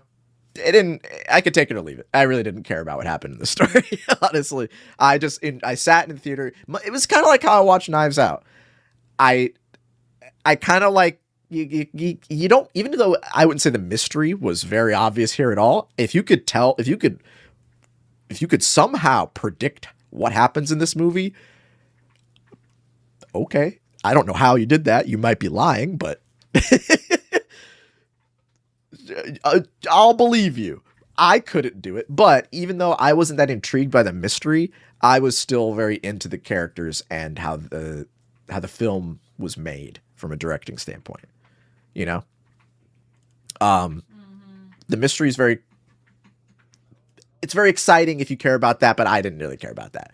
But I will say, when we get to like that last chapter and we get into the spooky stuff again, that's like right after the crackhead stuff. That's when I do think that part of the mystery was very chilling, very creepy, and atmospheric, and I did like that. Also, the way the movie ends is very funny. Very silly. In a good way. I do think that Zach Kreger understands that horror and comedy can be intertwined. He is very good at making a scary movie very funny while still keeping it scary. This movie was pretty spooky, you know? Very spooky still, while still being hilarious. I laughed quite a bit. Oh my god, the scene! I just remembered the scene. Seeing her in the car. I remember the actual scariest scene in the movie when she falls asleep in the car at night, and you hear the door open. Oh my god, that got me. I was like, nah, bro, nah, because like I don't get scared of movies. Notoriously, a movie has never scared me. I can't think of a single film off the top of my head that has actually scared me. So when a scene gets me, or I'm like, ooh, that was kind of spooky. I like that, you know? Yeah, the theater was like, the theater vibrated in fear when that happened. That was very cool. Yeah, there was a lot of hell nah. Now, Hereditary didn't scare me. Oh. I mean, Hereditary's spooky. It's creepy. But no, it didn't really scare me. Because when I watch movies, I'm watching them as movies. When I see a horrific kill in a film, I'm like, ooh, that was cool. I like how the director tried to make me scared just now. I like how they framed that in a way to make an audience member scared. I'm not scared because I'm thinking about how it was made. So I can't get scared by it. It's just the way my brain works. I'm not allowed to be scared. You know? David Lynch scares me. I will say I've been more scared while watching Twin Peaks than most horror movies. So, what qualifies as something that scared me? I can't think of a single thing. Oh, I will say the last time a movie really scared me was when I watched Tar a few years ago. There's hidden ghosts in Tar, a movie about a composer who is like kind of abusive to the people in her life. For some reason, it has ghosts in the background. That shit scared the fuck out of me. I was watching that shit at like 3 a.m. and I was like, it's a fucking ghost, dude. That scared the shit out of me. Because it's not obvious. If you're not paying attention, you probably don't know that, you know? That got my ass. Because it's not a horror movie. So I guess maybe that's why it got me, you know? And video games can spook me too, yeah, because you're actively in the game. But like, video games really don't scare me that much either. I got scared during the baby part in Resident Evil Village, but then when you see the baby, you like don't care anymore because you can just give him the ta as you shuffle. So, you know. Anyway. Well, it's the atmosphere and the build up. That's the scary stuff. But mostly movies don't scare me because I'm thinking about the movie too much, you know? I'm not as immersed, I guess. Maybe that's my fault. I'm not saying I'm a Giga Chad, unfazable robot. I'm not the fucking Terminator, you know? It's just I'm not thinking about what makes it scary. Oh yeah, PT scared me. I played PT when it came out. I still have it on my PlayStation. PT's scary. I think PT is a very scary video game. I would not play PT alone. I would not want to do that. That would make me scared. Let's talk about 28 years later real quick. Another thing I wasn't going to talk about. Oh yeah, weapons 7.5. 7.5. Seems fair. 7.5. I liked it. I'm so excited for his Resident Evil movie though. I want his Resident Evil movie to be good. I have never been excited for a Resident Evil movie in my goddamn life, but I need him to deliver, okay? Zach, I have watched your shit since Whitest Kids You Know. That was my favorite show when I was like in middle school probably. I loved Whitest Kids You Know. So when Barbarian came out and I heard he was making it, I was like, I trust that. That sounds really weird.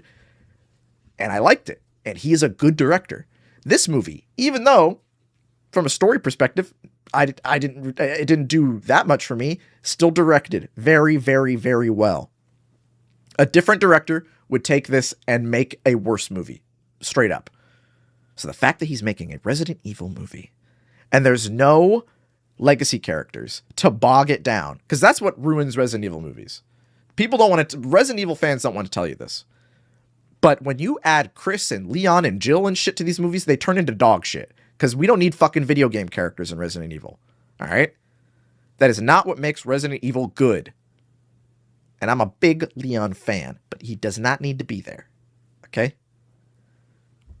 So, make a standalone story in the Resident Evil world, and you can make something amazing. It's happened many times before. There is too much baggage. People are going to be thinking about other stuff when they're watching the movie. Anyway, I want that movie to be good. I would be very happy if it was good. It would make me smile. Okay? Anyway. 28 years later. I'm going to talk about both. I'm going to try to make it quick. I'll try to make it fast. Let's do Years on its own first. Years. I love 28 Years Later. This movie rips so hard. Now, as you guys may be able to tell, if some of you who've been watching this my content for a while, you know that style can win over substance for me. You know, if a movie looks good, I will forgive a lot of flaws. A lot of flaws that the story may have can be ironed out if I can tell the director's vision is on point. This movie has the fucking sauce. This is the sauciest zombie movie I've ever seen, period. There are so many insane shots. I hope I see some in the trailer. I want to see the one where they're like running over the, oh my God, look at this. Oh my God, this isn't even like top 10 shots in the movie. There's so many amazing shots in this movie. It is better than 28 Days. I actually rewatched 28 Days before this. 28 Days is also very good. This one, there's just so much confidence being shown in how the visuals are presented. Let's skip over this. That'll get demonetized real quick. We can't see corpses and blood and shit like that. Okay. But like the fact that every time they kill a zombie, they do that insane like multi-camera pan. They put fucking steady cams on the zombies. There's just so much visual aura. It looks so good. Even the trailer is good. The trailer, because it's using shots from the movie. It's impossible to see these shots and not be like, oh, damn, that looks awesome. I kind of want to see that. You know? Visually amazing. And on top of that, I love the story. I thought the story was so moving. It really just did something for me. Dr. Ian Kelson, one of the most interesting characters I've ever seen in a zombie film, in a zombie narrative. When I like to point out that The Last of Us doesn't do anything for me from a storytelling perspective and that it's not as nuanced as you think, this is because there's motherfuckers like this out there, okay? This kind of character mogs anything that The Last of Us could ever do. The Last of Us will show you a man who turned away from humanity, and but now he's given a child to take care of. That's in every fucking story, okay? But someone who survived the zombie apocalypse and worships the act of death and reveres the dead in such a way is so unique. Someone who gets along with the zombies because he knows there's still people. This is such a compelling, intricate character.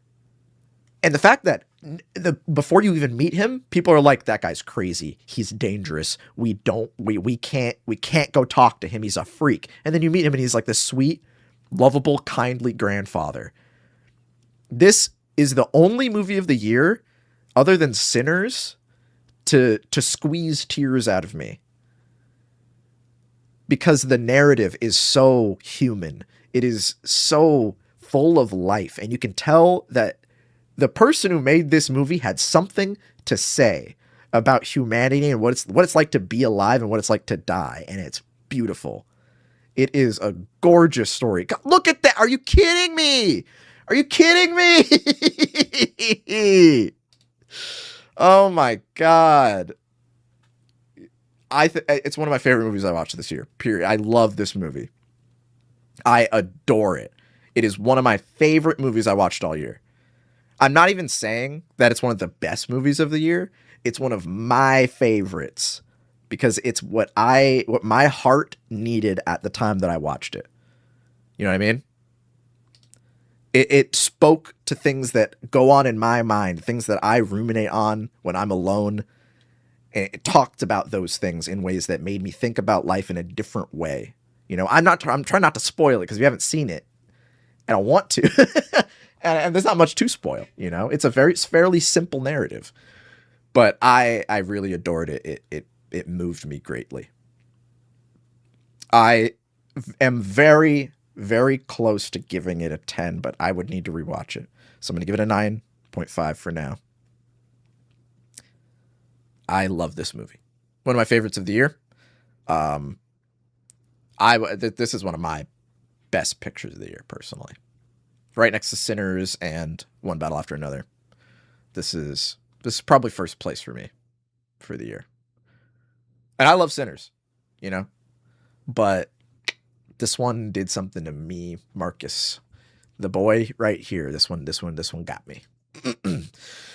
And that is why the Bone Temple is dog shit. That's why the Bone Temple is massively disappointing. All of the subtlety, all of the sauce completely squeezed out of the movie I liked. I'm kidding. It's not dog shit. It's fine. Bone Temple is fine. So for those of you who don't know, they immediately filmed, like they back-to-back filmed a sequel to 28 Years Later, called 28 Years Later, The Bone Temple. It immediately picks up the story where they left off on the one we just talked about. And it just came out. It was like less than a year gap between them, right? And I didn't like it. I'm not saying it's bad. It's fine. But the fact that the previous one is amazing, in my opinion, a zombie movie masterpiece, and this one's just fine, that's unacceptable to me. That's just how I feel. You don't get to be fine after the last one just came out like 6 months ago. You know what I mean? This one, again, there's a lack of subtlety and intent. I think that when you watch the previous film, you see the intent clearly. You know exactly what the person who wrote this story is trying to get you to feel about their soul. You can see into the writer's soul when you watch that film. And in this one, it is that same story, but without the subtext, where they just tell you everything to your face. And on top of that, it doesn't look good. It looks fine, but the visuals aren't that good. The visuals are like a normal movie. They don't have the insane shot composition and cinematography that the previous movie had. It looks worse. And that's the whole appeal of the previous one. The Jimmies are interesting. These characters are interesting. But they're not enough to carry a movie. Spike is just hanging out. Why the fuck is he here? This kid has like 2 words in this movie. For me, the previous movie was something that I had never seen before in my entire life. You know? And then this one is DLC. And I don't like DLC. I don't enjoy paying for a little bit more. You know what I mean? This was the direct-to-VHS sequel to the previous film. I know nobody agrees. I know nobody agrees with what I'm saying. But I am right. I went with a group of people, and I was the only one who didn't like it. Nah, my other friend didn't like it either, but he can't be trusted, all right? I still thought it was fine, but in my mind, it doesn't get to be fine. It has to be amazing, because the last one was amazing. This is the John Marston epilogue. Exactly.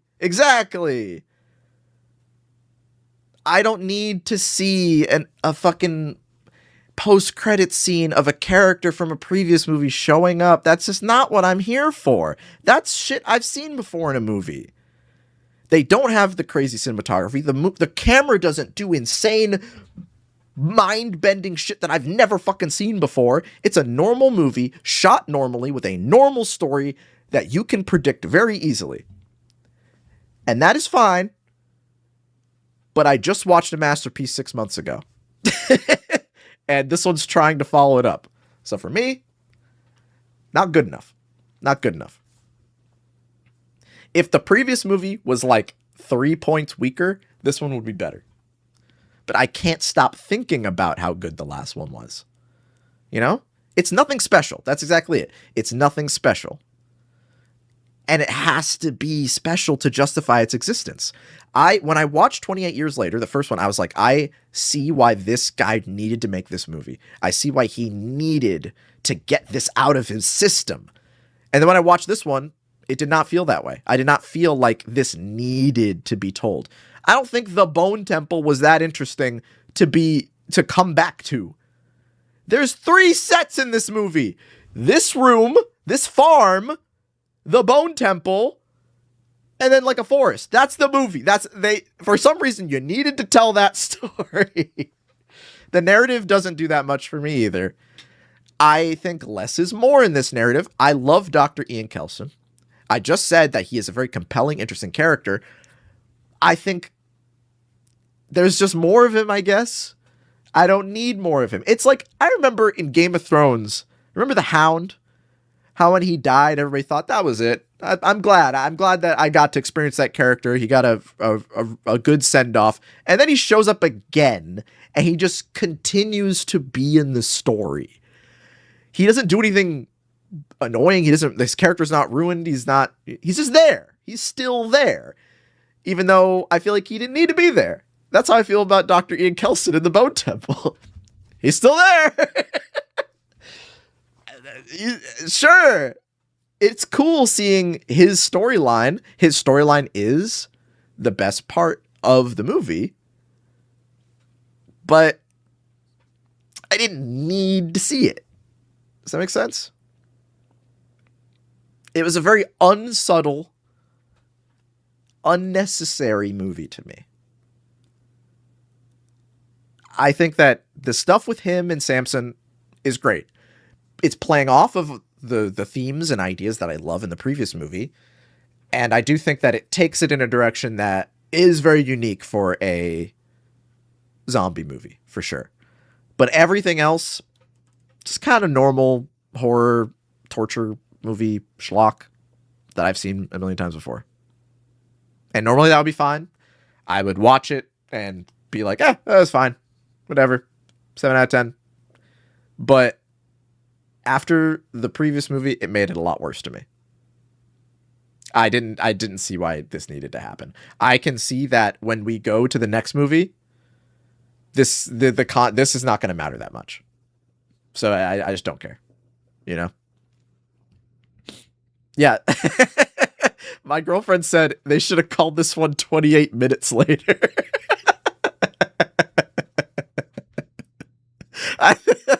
That's pretty funny. You gotta admit, that's pretty funny. That's pretty funny. I didn't love it.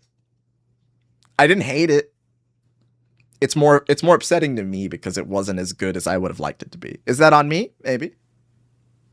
But hey, I'm the one who puts the numbers on the videos. I'm the one who puts the numbers on the movies, so I'm giving it a 5. It's a 5 for me. It is a normal movie. On a good day, it might be a 6, but right now it's a 5. It is a normal ass movie. Did not change the way I see the world like the previous one did. So, you know.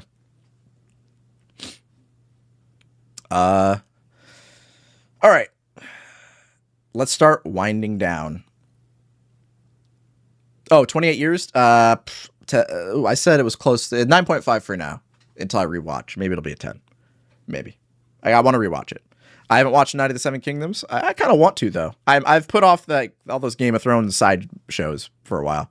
I didn't watch Muppet Show yet either. I need to. I didn't watch Wicked. I don't know why you guys asked, because I've never talked about Wicked.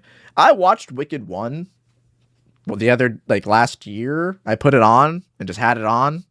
It was fine. It was okay. I thought the first song is the best song. I actually like musicals quite a bit. I think they're kind of neat. I like music in movies, so I obviously would like musicals. I just don't talk about them that much because talking about things with music in them is very difficult on YouTube. So, yeah. I thought the first one was fine. It was like a stupid Hollywood blockbuster musical, and I didn't watch the second one because I don't really care that much. I didn't watch Begonia. It's on the list. I didn't watch the Long Walk, but the reason I haven't is because I can't stop thinking about that tweet, or that, I think it was a Letterboxd review, where someone was like, why would you sign up for this while you're wearing Converses and fat? That just kills me. I think that would just ruin my perception of the movie. Sentimental Value is also on my Oscars list. I'm going to watch that, but I haven't gotten to it yet. I didn't see Welcome to Derry either.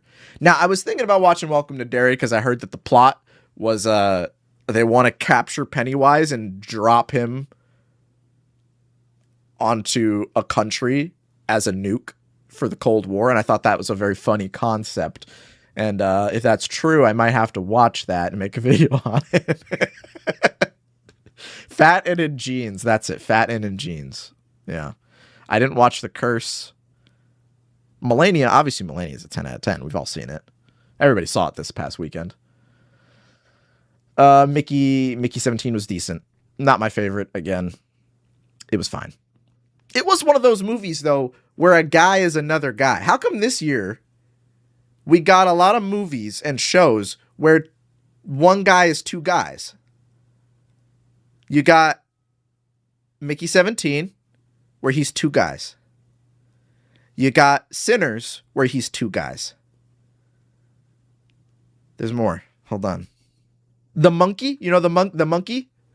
That movie about the monkey that kills people? He's two guys in that movie.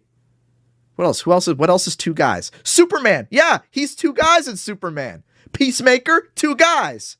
There's a lot of two guys in Peacemaker. Severance, two guys. It was a two guy type year. It was the year of two guys. Yeah, Thunderbolts. I'll give you Thunderbolts. Sure. It was a very two guy type of year. I don't know why was that? Why was that? That's a weird thing, right? Isn't that a bit strange? Anyway, just think that's funny. I think it's kind of silly. Anyway, all that other stuff you guys are mentioning, I didn't watch, or we're about to talk about it soon. So, we have two main things that I really want to talk about. I think I'll get this one done now. So, there's a lot of other things I could talk about, but I feel like these conversations will take the longest. Okay?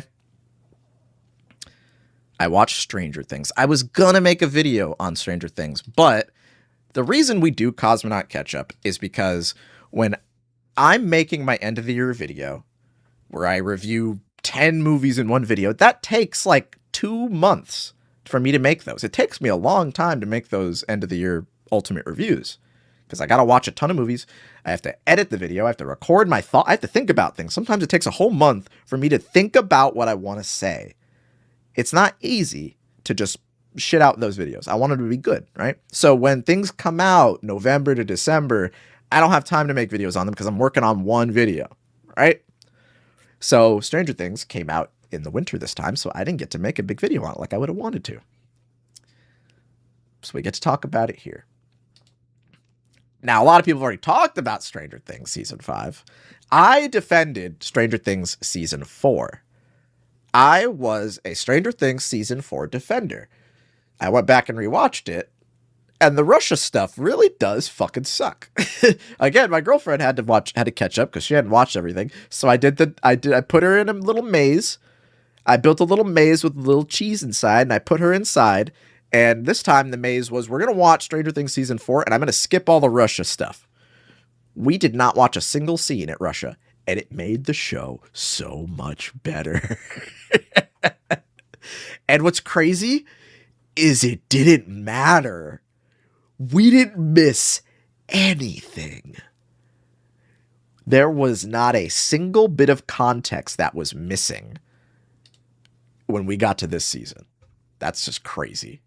It is crazy. And there were a lot of characters that just disappear. That old guy that was helping Eleven, he just disappears. The government captures him in season 4 and he no longer exists. There's a lot of stuff. Argyle doesn't exist anymore. Any character that people are like, maybe they're annoying, just don't put him in the next season. Yeah, people don't even know who the fuck I'm talking about. People are like, who? Who are you talking about? Yeah, they just get kicked off screen. Now, the last thing that we're going to talk about in this catch-up, that does happen as well. I think it's in a good way. But in this, maybe not. Now, there's a lot of people who complain about Stranger Things in a way that I don't think is valid.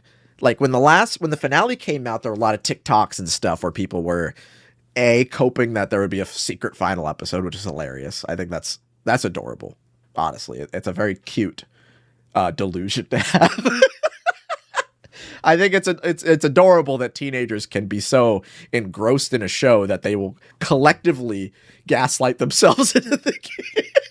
Yes, it's like Sherlock all over again. I remember the ancient texts. I was there when they were written. I am very old, older than you think I am. All right? I've seen all these things happen before. I think it's funny. But I think a lot of people who complained about the season had fake nitpicks. They had like fake complaints. Like people were like, oh, did you know that Joyce and Hopper don't mention that they knew Vecna when he was a teenager? Like that's who cares? Who fucking cares? I don't care about that. Or like, oh, these characters didn't speak to each other this season. Well, they didn't need to. They didn't need to. There's too many characters. I don't need everybody to talk to each other, you know? Oh, they didn't talk to who's like the balding guy with the actor that sucks. The like Zionist annoying piece of shit guy. Like, oh, he didn't talk to Mike this season. I'm like, who cares? It doesn't matter, dude. Murray, yeah. Like that's a stupid complaint. Like, oh, how come Mike's mom's scars disappear for this shot? That's a fake complaint. That's not a real complaint. That's a stupid complaint. That's like an accident. Shows are allowed to have accidents. You know? Those are really dumb, made up problems. The real problems are that there are no stakes in this season. These characters need to die. Okay? I'm the last person to say that a character needs to die for a show to be gripping and serious and have stakes. I think that you can write a compelling story where the stakes feel real, where people don't die. But in Stranger Things, people fucking die. In season 4, people get fucked up. Vecna is ripping dudes apart. He is an animal. Vecna has that dog in him in season 4. He is a freak. And now he's just like, I'm going to make a little scheme where I create a pocket dimension. I'm going to cast a spell and all these children will follow me. I'm the Pied Piper now. What is his plan? What is his idea? I don't know. It is not explained very well to us. In the previous season, it made perfect sense. He kills the people, it creates a portal, and the worlds collide. It made sense to me. Now, he has to cast his magical spell. For some reason, he's not killing anybody anymore. For some reason, the Demogorgons don't kill people anymore. The Demogorgons went from, if you are in a room with a Demogorgon, you're dead, period. You're done for, bro. Unless it's grabbing you to put you in a cocoon, it's going to rip you into pieces in like 5 seconds. Right? But now, we need these characters to live because we don't want to have a sad ending and we want to have a cute epilogue with everybody in it. So the Demogorgons aren't allowed to kill anybody anymore. And most of the time, the Demogorgons don't fucking exist. When they show up for the final battle, they're like, oh yeah, the Demogorgons are on the planet, but they just didn't get there in time. What? What do you mean? That's stupid. I thought Mike's mom was dead. I thought his parents were going to get iced. Why not have them die? Because it'll make Mike sad? Maybe Mike needs to be sad. Why are we afraid of Mike feeling bad? Why are we afraid of the characters losing something? Why, like, the characters are so tanky in this show. Mike's mom gets, like, eviscerated and then she's fine. She's good. She's well enough to get up a few days later and kill a Demogorgon. Explain that to me, bro. When last season, characters were getting killed by bats that no longer exist. That's crazy to me. It's insane that we had these threats last season that if you step on the tentacles, Vecna knows you're there. And all the Demogorgons, all the creatures know you're there. You have to be careful of the tentacles. That is not a factor anymore. They don't give a fuck about the tentacles. They're touching the tentacles, stepping on the tentacles. Doesn't matter anymore. We have the bats that are acting as spies and scouts. And if the bats find you, that's bad. The bats just do not exist anymore. They forgot they exist. That's crazy to me. It's like, the problem is the show went on too long. They built too much lore. And when season 4 came out, I was glad they had a main villain that wasn't a mindless smoke monster. Because mindless smoke monster never did it for me. That I don't care about mindless smoke monster. I've watched Lost. It's never that interesting. Coming up with a human character to go against, that is smart for making the audience more engaged. Having a villain who looks like a fucking Star Wars character is good for making our brains be like, oh, that's the bad guy and I want the good guys to beat him. For a show like that, for a show like this, that's fine. But he gets dumber. His plan makes less sense. Why are we in the cum room? You're right. Oh my God. I have to rant about Robin real quick. I'm going off track. I can't stand Robin. I was a Robin defender, okay? In the previous season, I thought she had very few lines. She was quirky. She was fine. She's so annoying in this season. She's so annoying. You never see those TikToks by that one girl who's like the quirky female lead in a movie where she's like, she talks like a character in a film. She does not talk like a human being. She does feel AI generated. I just watched the previous seasons. She doesn't talk like that. She's so annoying in this season. She is exposition girl. She does feel like a fanfiction character. It's true. She feels like the fanfiction main character who's like perfect and quirky and everybody loves her. She never encounters danger ever. And she gives advice to everybody because she's so smart and helpful and awesome and funny. She is the most irritating character I've ever seen. I can't stand her. She's so annoying. It's disappointing. I can tell she's having fun.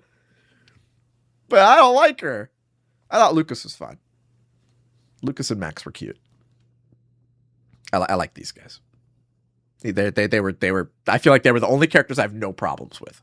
I think they were perfectly fine. Everybody else, God, Let's see if I can find other characters in here that I want to complain about. This is all one episode. Let's go over here. Oh boy, yeah, that is something I could talk about. This motherfucker can't act. I don't know what happened because I always said Noah was the best actor in like season 2. What the fuck happened? Did he forget? Did all the Israel flood his brain and he doesn't know how to act anymore? He like forgot. I think a lot of the kids forgot how to act. Why? He's really bad. Now, I've always said this, and people are gonna say I'm right now, but I never forget. I've always said, poor Winona Ryder is not a good actress in this show. She cannot act. For 5 seasons, she's been, where's my boy? She is not giving her best in this show. And her and him together, it was torture. It was like the bad acting Olympics. They were having a mid-off. It was really, really embarrassing. In season 1, it works, yes. In season 1, everybody is decent to good. I feel like Finn Wolfhard in the previous season, not good. Not good. Season 4, Finn Wolfhard, boy, he needed to get some eye drops, and he needed to wake the fuck up. He was very, very bad last season. And he's not great in this season, but he's like a little bit better. I feel like he was like, okay, I can't do what I was doing in the last season. That California subplot, they gave him nothing to work with. Now he has reasons to care.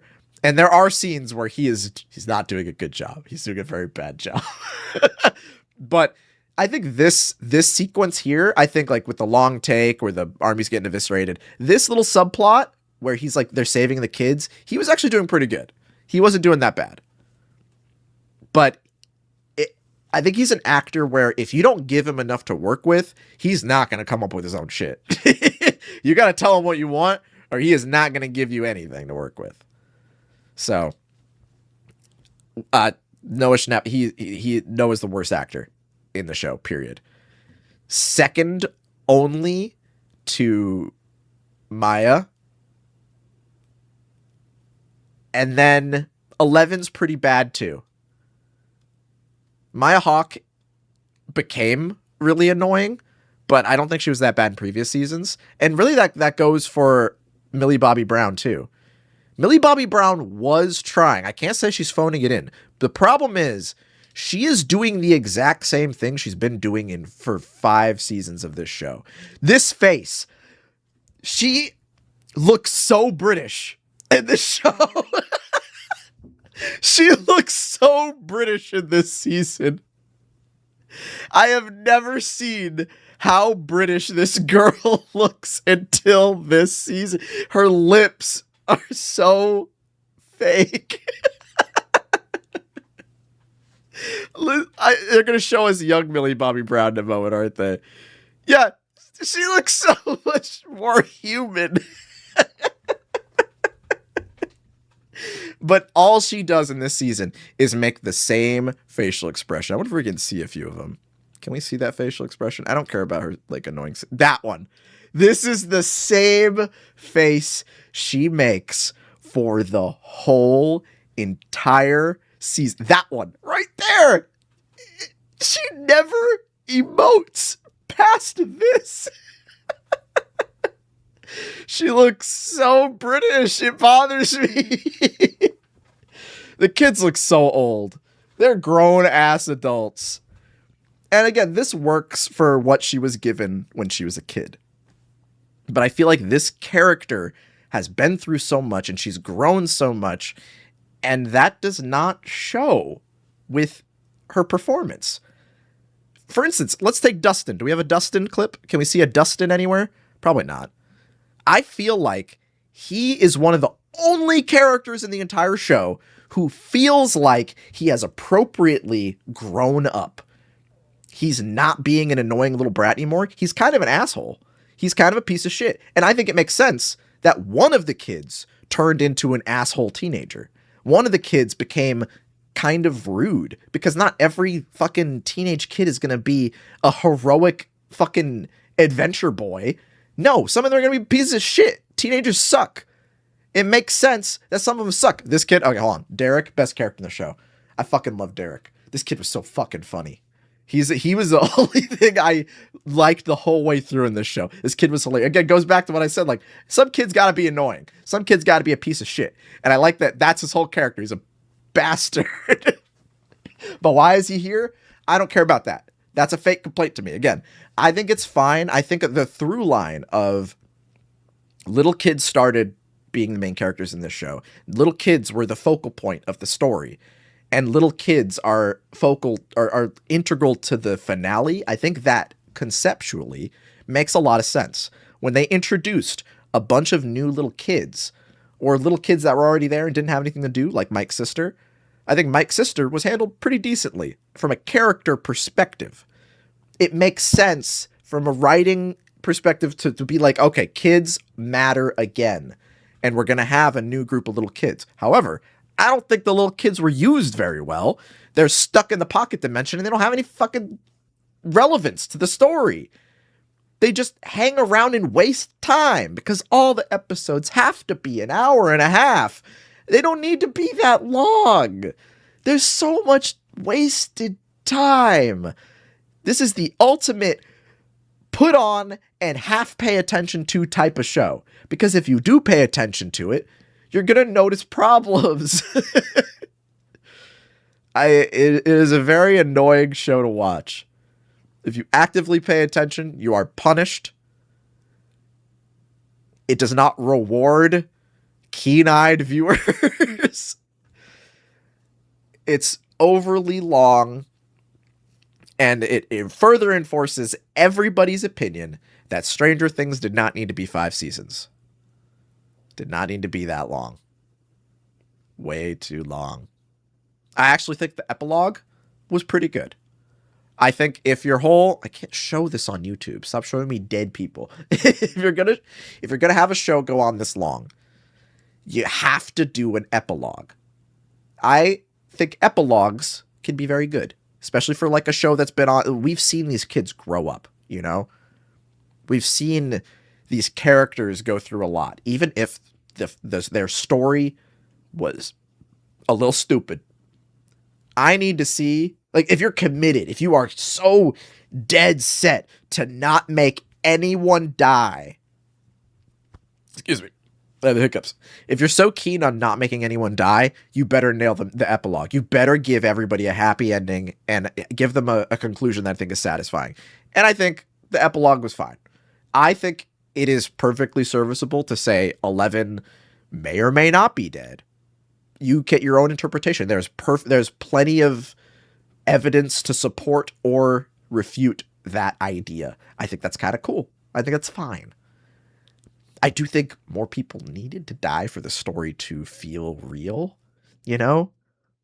Like the idea that they just brought Joyce to the final battle. We have Winona Ryder just like T-posing in a green screen wasteland, waiting for her moment to bring an axe down and kill the bad guy. Like they're doing this insane Monster Hunter raid, and she's just hanging out. Why did you bring your mom, bro? Leave her home. She's there because the Duffer Brothers were like, it would be really cool if Joyce was the one to finally kill Vecna. And they didn't think about how to get to that point in a way that makes sense for the story. They just had this cool idea, but they couldn't justify it. But they stuck with the cool idea anyway. And it ended up being kind of lame. Like her killing him, conceptually, I think that's kind of a cool idea. I like that he doesn't get to say sorry. They just fucking kill him, right? But why is she actually there? Why did they bring her to the pocket dimension? Why did they bring her to the other planet with monsters? That's insane. She offers nothing to the plan. She's just someone's mom. She can't fight. She doesn't know how to use a gun. She doesn't have superpowers. She's just there because the Duffer Brothers wanted her to be there. That doesn't make any fucking sense. Anyway. It's a very... It was a show that kind of fell a little flat. I think episode 1, I was kind of enjoying that it felt like the stakes were a little higher. And then they just never did anything with that. Like when I watched episode 1, me and my friends were like theorizing. We're like, okay, who could die? Reasonably, who could die? We're like, okay, Will is kind of giving me I'm going to die this season vibes. Or Steve might die. Even Dustin was on our radar. And then as each episode passed, it dawned on me. I think about like episode 3, I was like, no one's going to die.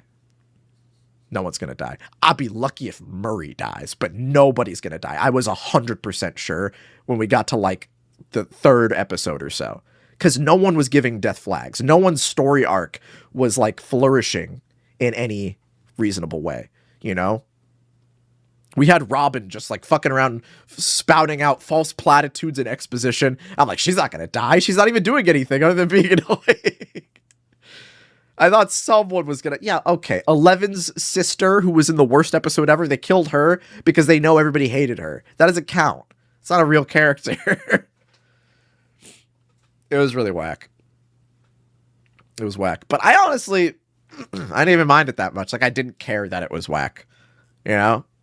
I watched the show. My brain was completely off. I just didn't give a fuck. I'm like, this is getting stupider and stupider by the episode. And then I liked the epilogue. I thought the epilogue was cute because I thought it was cute to say goodbye to the characters in the way that they did. I like they play D&D. I like to play in Curse of Strahd because I'm playing Curse of Strahd with my friends right now. I watched it and didn't care. I just didn't care. So I couldn't be that mad because I didn't expect it to be awesome. It would have been cool if it was good. Like, I think the previous season was pretty good. I think it was a decent season of television. But this one neutered all of the vibes of that one. That one was kind of spooky. Like, you felt like the characters could die at any minute. And that's what made the last season, the previous season, good. But in this one, they sucked all that energy out. It's the fucking end of the world. And it doesn't feel like it. Anyway, we've been rambling. We're hitting ramble status on this one. For the final season of the whole show, I think I'm going to give it a 4. I think I'm going to give it a 4. And all the points of that 4 are in the epilogue. I thought the epilogue was cute. I liked it. I think it was effective, you know?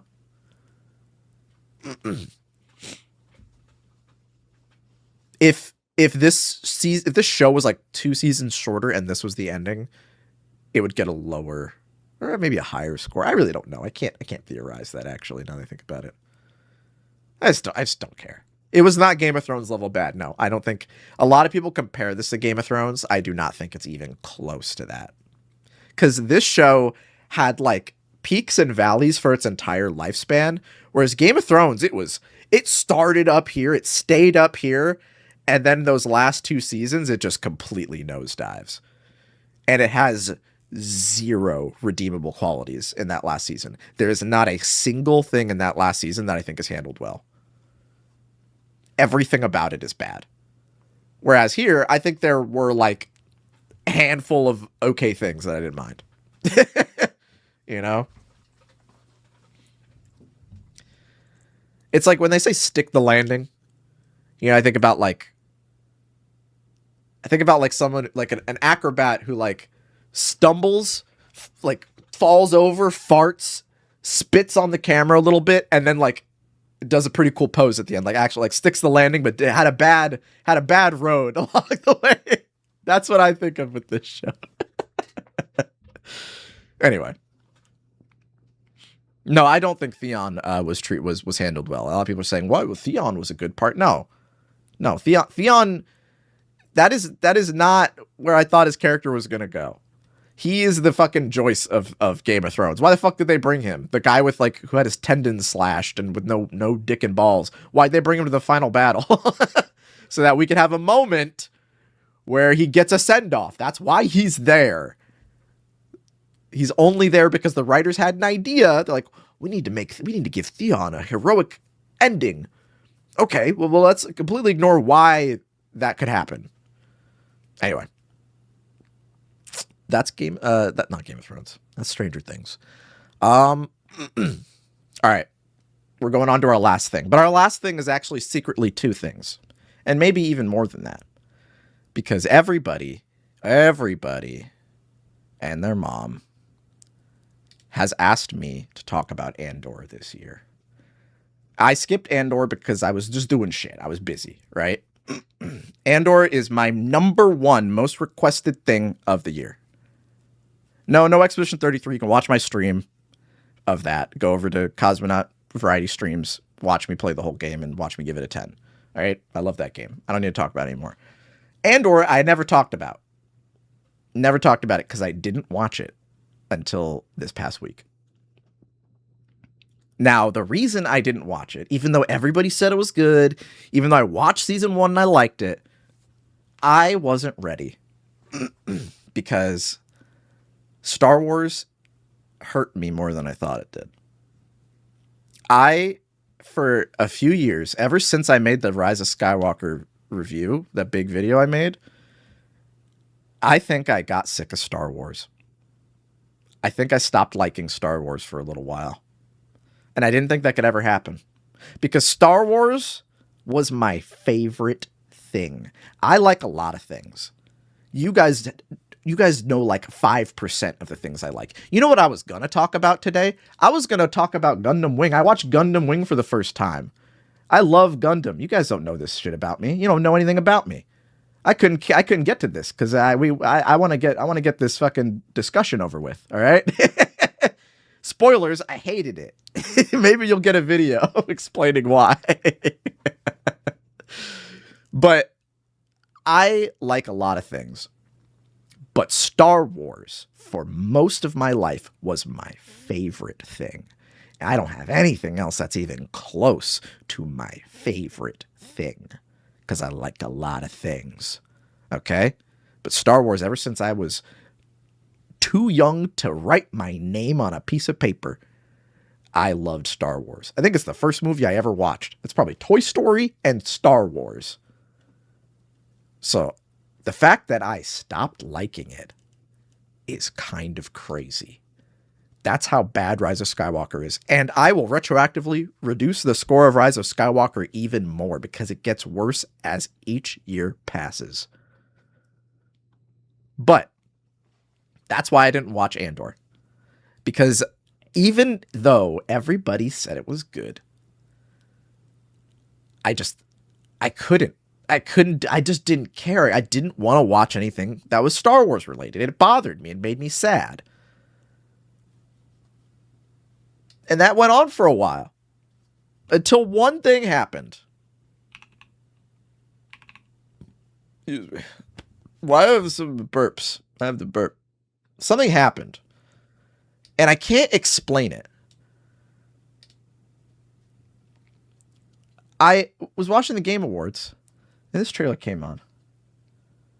And I felt something again.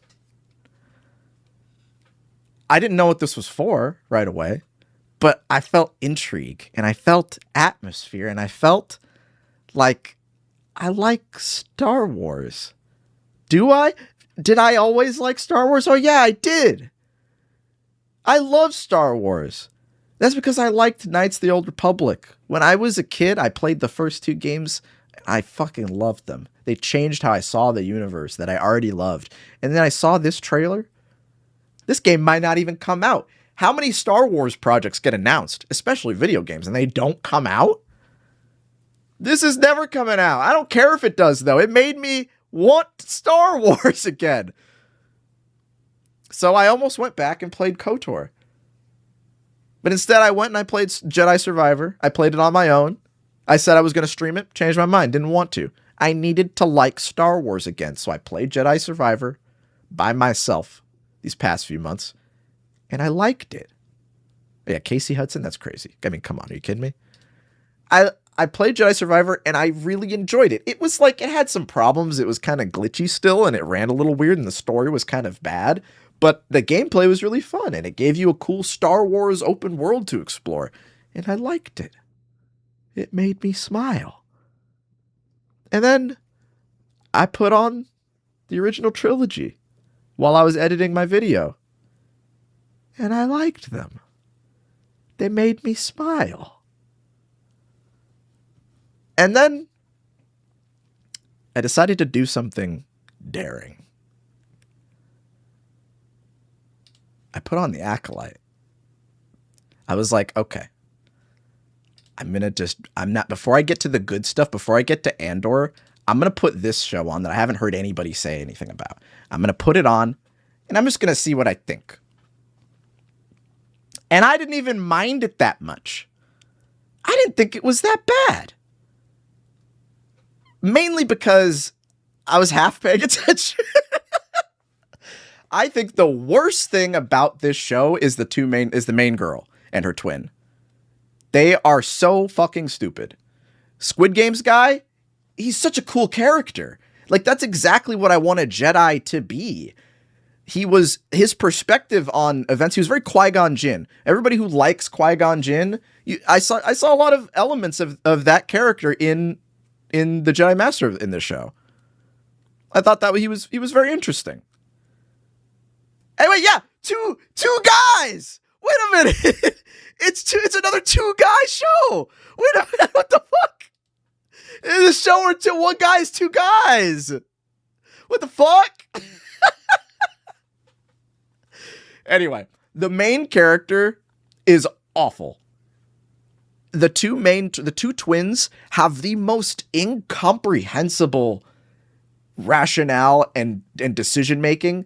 I don't understand their motivations in the slightest. I don't understand why one of them was kind of evil for no reason. I don't understand why the other one became evil out of nowhere. I get what they were going for. I get that they wanted to end the story with them in the opposite position, because it was like 2 sides of the same coin. I thought that was an interesting idea. It just didn't work out very good. Those characters were really stupid and dumb, but everything else was fine. And then everything else was okay. And I do think, where is it? Not there. Oh yeah. Once all the annoying characters die and the fight scenes start kicking in, the show rips. This episode is so fucking sick. This is the cool, look at this shot right here where he like just descends slowly. I'm gonna, oh, we are on playback speed normal. When like everybody and their mom knows the reveal of who the Sith Lord is or who the evil dark side user is. But when he just descends in the background there, I was like, ooh, okay. All right. And his fight scenes are amazing. Some of the best action I've ever seen in a Star Wars thing ever. Period. That's not debatable. That's absolutely not debatable. I don't think you're allowed to like the prequels and give this show as much shit as people do. It is not allowed. Because it's exactly the same as a prequel to me. It has like stupid main characters, the writing can be kind of schlocky, and it has like really cool action.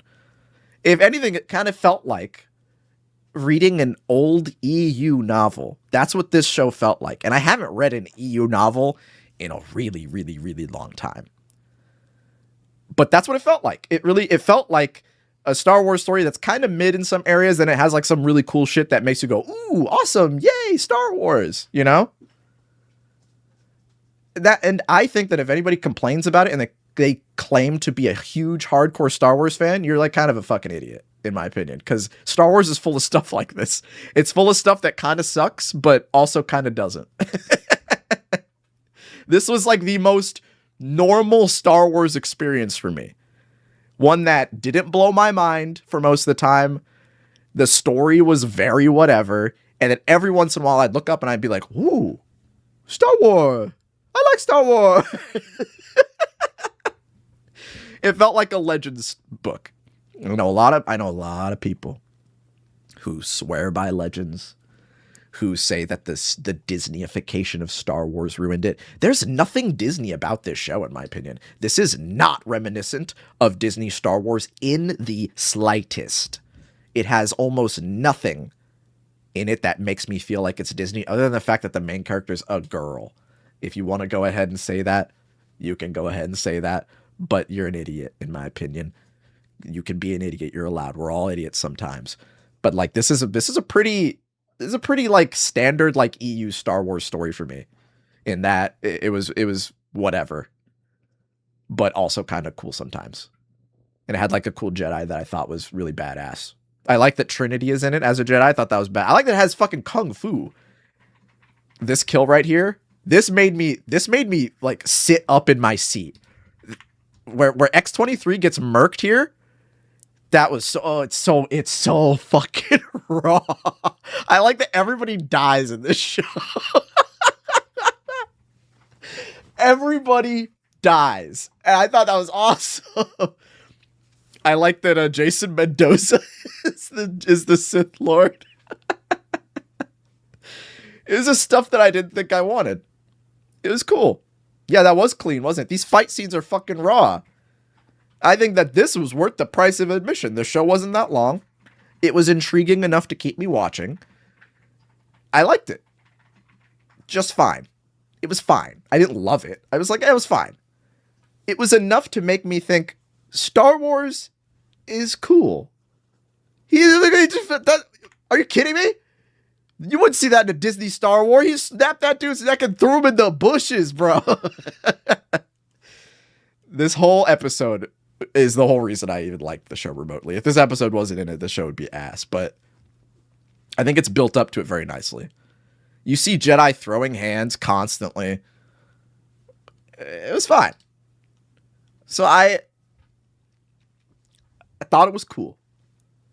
I love that most of the people in the chat are like, wait, this is raw. Like, the people who didn't watch this were like, wait, why is this sick? Why is this kind of cool? It is good. It's pretty good. It's like, okay. I give it, like, it is the most 7 out of 10 show I've ever watched.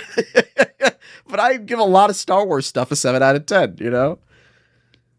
I would give a lot of Star Wars stuff a 7 out of 10.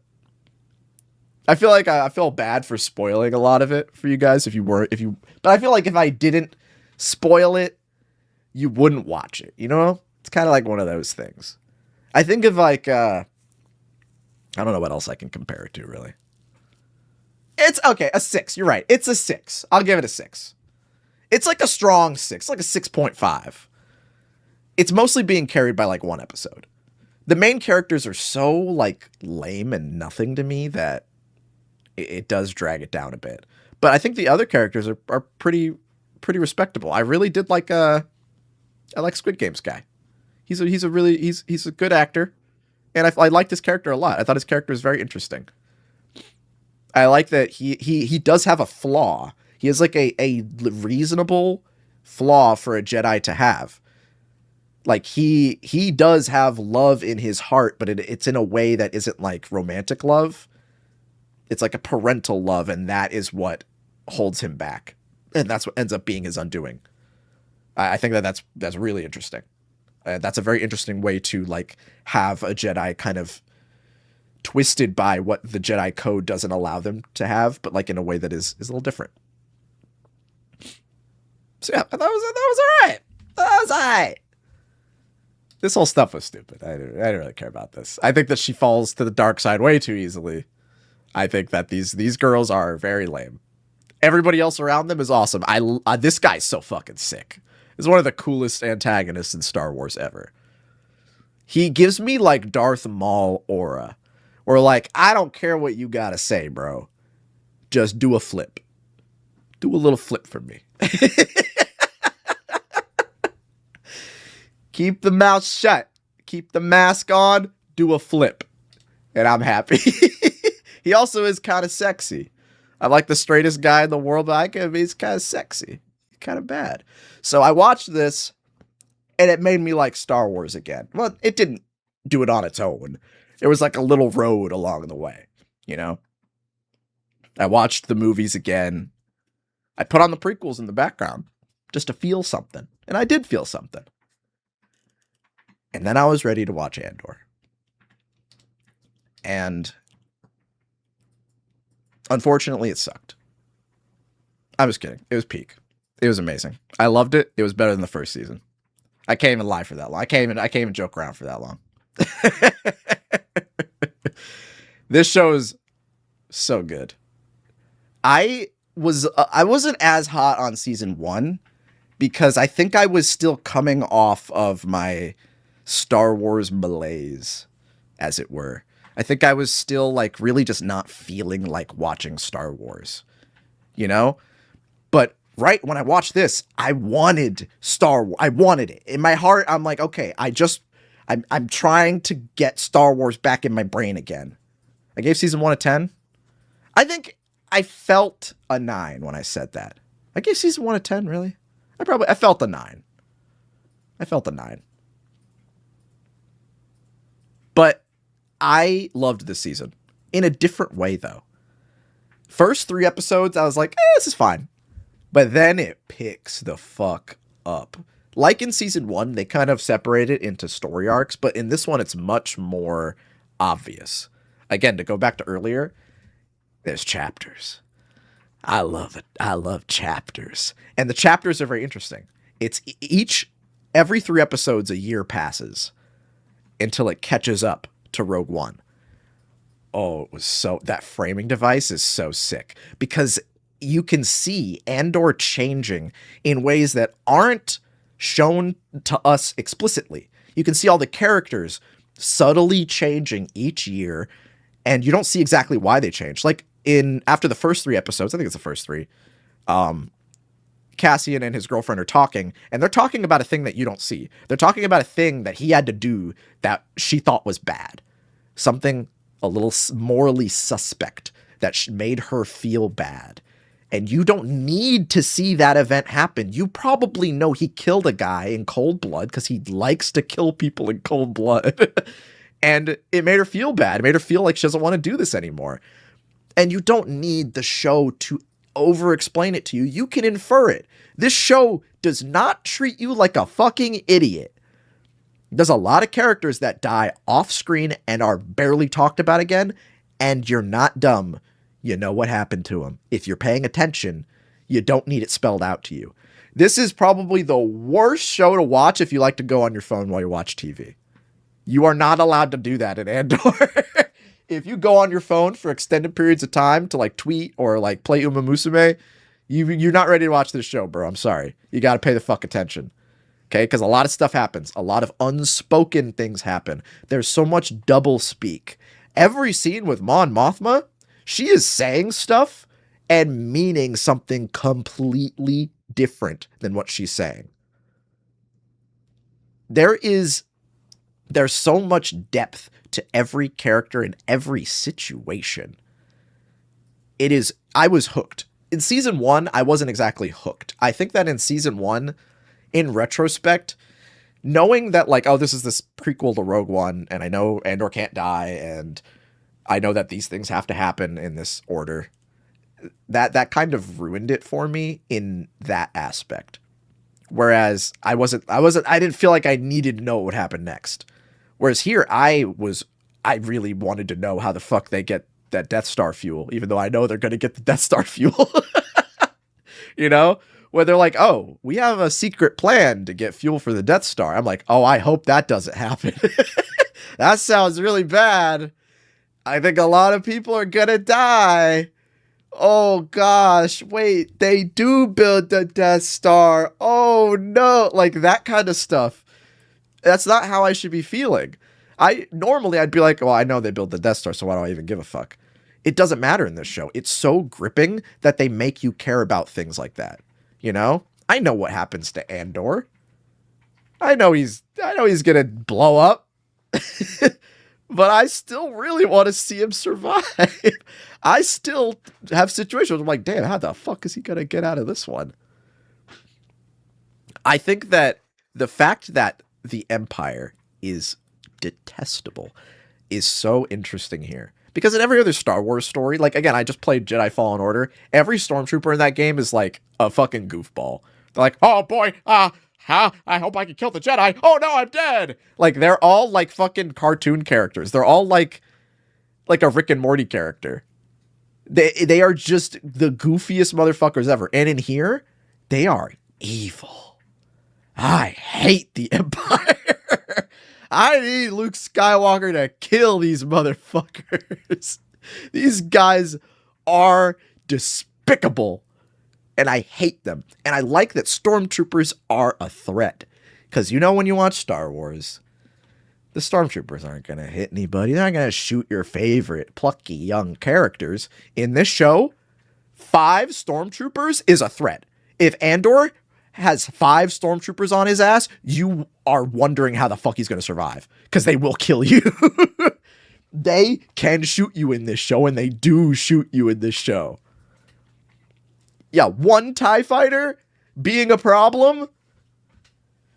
This show makes the Empire a threat. They make you understand why people wanted to take them down. And this is more like a Rebel origin story than it is a excuse me, than it is an Andor origin story. Like, a lot of the times, you don't really even see what Andor is doing. There's multiple episodes where Cassian doesn't show up. He doesn't really do anything. He's just kind of doing his own thing, and you just don't even need to worry about it. Because it's more of a rebellion origin story than anything. I said in the last time that I talked about the show, I think I mentioned that Mon Mothma was my favorite character. She's still my favorite character. The fact that most of her scenes are just her being really sad and then like looking around to make sure nobody's like listening to her. That's her whole character is her looking around all the time. But I like that. She always all the characters in this show feel like they're in a PvP enabled zone at all times. And even her, who lives in a cushy little mansion with her husband and kid, she also, it feels like at any point she could get domed. Even though I know Mon Mothma's not gonna die. Yes, I really like her dance scene is very good. Very good scene. I had seen that on the internet before. Knowing the context, it makes it a lot better. Dedra, super interesting character. These two, their little weird relationship is so interesting. The fact that they do actually love each other. Like, genuinely, you could tell they do love each other. But they also really love their jobs and they really want to be part of the Empire more than they probably love each other. That's such an interesting story. Who else can I talk about here? Oh my god, the Gorman stuff is just done so well. The Gorman stuff, this is just the most insane setup and payoff ever. If anything, if I have any complaints, it's that I feel the final story arc isn't as heavy as the rest of the show for me. I think that might be the only thing. This was so moving and so impactful to me, and then nothing could top this. And this happens like halfway through the show. You know what I mean? I think that all of the stuff with Skarsgård guy, what's his name? What's his character's name? Why do I forget his name? I just had it in my brain. Luthen. Everything with Luthen. Luthen is probably the best written Star Wars character of all time. I'm not afraid to say that. I think he's like right under Obi-Wan Kenobi for me. He's like right under there. That is not easy for a character who's in one show. I am not fucking lying. I know a lot of Star Wars characters. He might be second place to like fucking Obi-Wan. Yeah. I was going to say Darth Maul might be second for me. Darth Maul's under Luthen. Luthen's fucking amazing. Pre-Rebels Thrawn? Well, yeah, like EU Thrawn. I'm not counting EU. My mind is a sunless place is one of the best lines in all of Star Wars. Honestly, he's so good because he's not a Star Wars character to me. Like, he's like just a well-written guy. Even Cassian's girlfriend, who I really didn't think she had that much to do in season 1. She kind of just like exists to get tortured. But she has so much to do in this show. I was very emotional in her last scene with Cassian. When she like leaves the message for him, I was deeply moved by that. Because you spend the whole season watching them interact much more than you did in season 1. To the point where, like, in my mind, I'm like, okay, she's not in Rogue One. So either she dies or she leaves. So when we get to that point, I was like, I don't want him to not have her anymore. I don't want him to go to Rogue One. I want him to stay here. It's just, this show was beautiful. It was so well done. The episode with Luthen's backstory, that was an episode I didn't think I was going to get. Because again, the show, it doesn't hold your hand. It doesn't like treat you like an idiot. So I thought I was never going to see Luthen's backstory, and I was perfectly fine with that. But when you do see Luthen's backstory, I was actually very happy. I didn't feel like they were showing me too much. I felt like I got a lot more context that I didn't have before. It was this show is so good.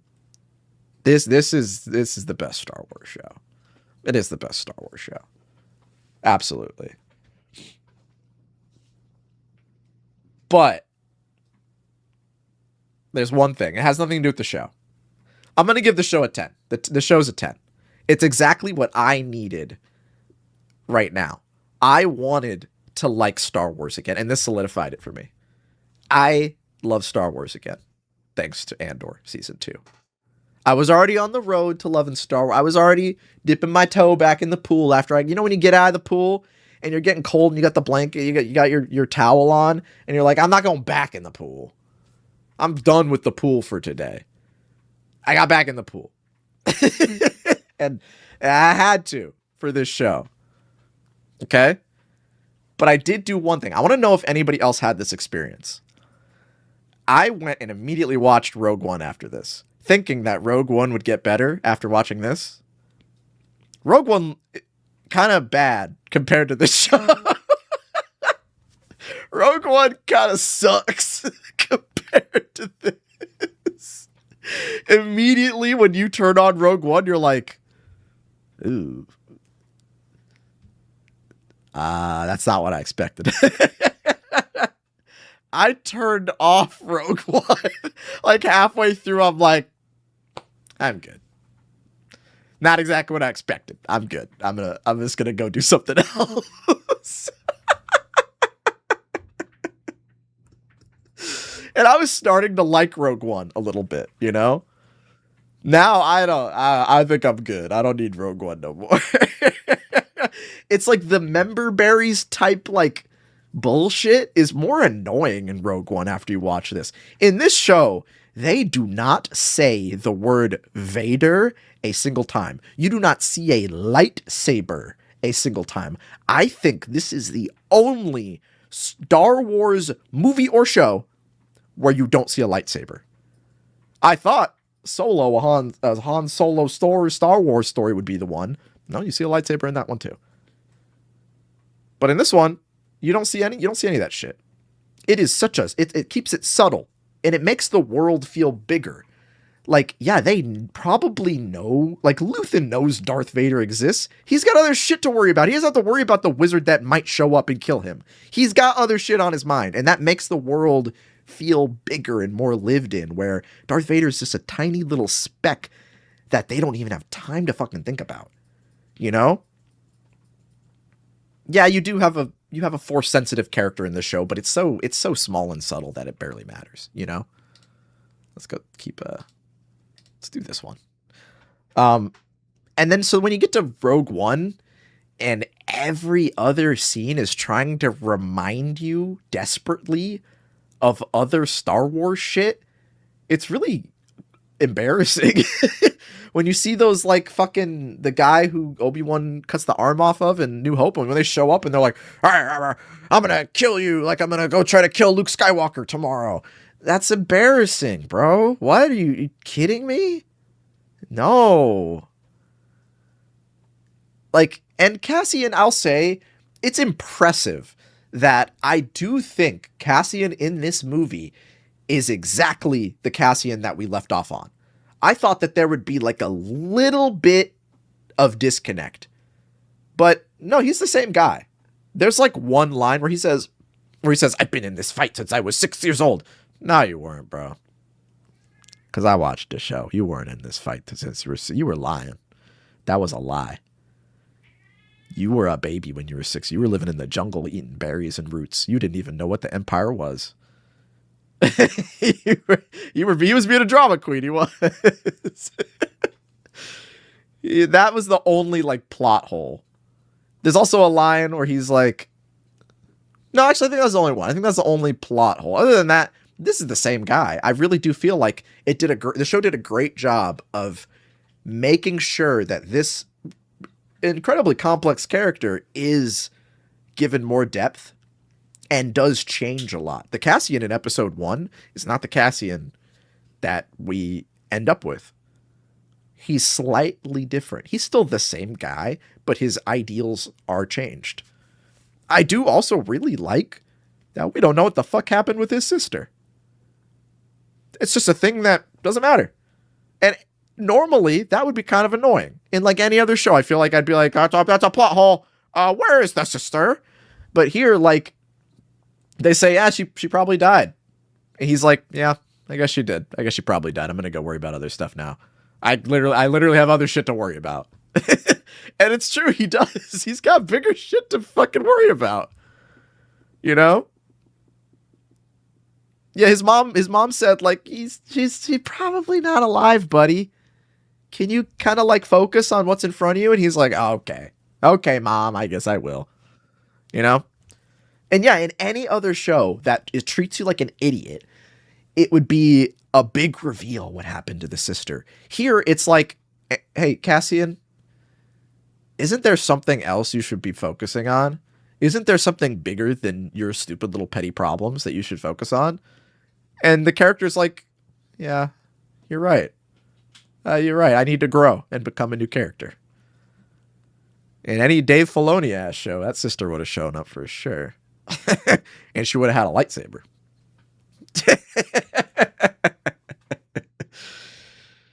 Anyway, I loved it. It made me like Star Wars again. That's why I saved it for last. Had to talk about it. It did make Rogue One way worse, though. I don't think I will be revisiting Rogue One anytime soon. I was shocked. I actually thought it would make me like Rogue One more. Because season 1 of this show didn't change my opinion on Rogue One at all. Season 2, though. Season 2 is so fucking good and, like, complete that I think it made it worse. I even, like, probably the closest thing to, like, fan service is when he gets K2SO. When he gets his pet robot. For a second. For, like, a brief second. I was like, that feels like a Disney Star Wars type thing. That feels like a Rogue One type thing. We're like, hey, remember this guy? Here he is again. But it wasn't. It was handled pretty realistically. Like, he sees this robot that seems like a pretty good tool to have. He's like, I'm going to take that with me, by the way, because I'm literally grabbing shit for the rebellion every chance I get. The show opens with him trying to just bring home one TIE fighter. Of course he would bring back the murder bot. He's a fucking Terminator. I'd bring that back too. Turn it into my pet. It is kind of funny, though, that Alan Tudyk, I definitely heard the Superman robot voice this time more than I did K2SO. I'm like, yeah, you have one robot voice, bro, and it's the same robot voice. But yeah, Gary the robot, Gary the Superman robot. I like the show a lot. I like Star Wars again too. Isn't that something? How did we get here?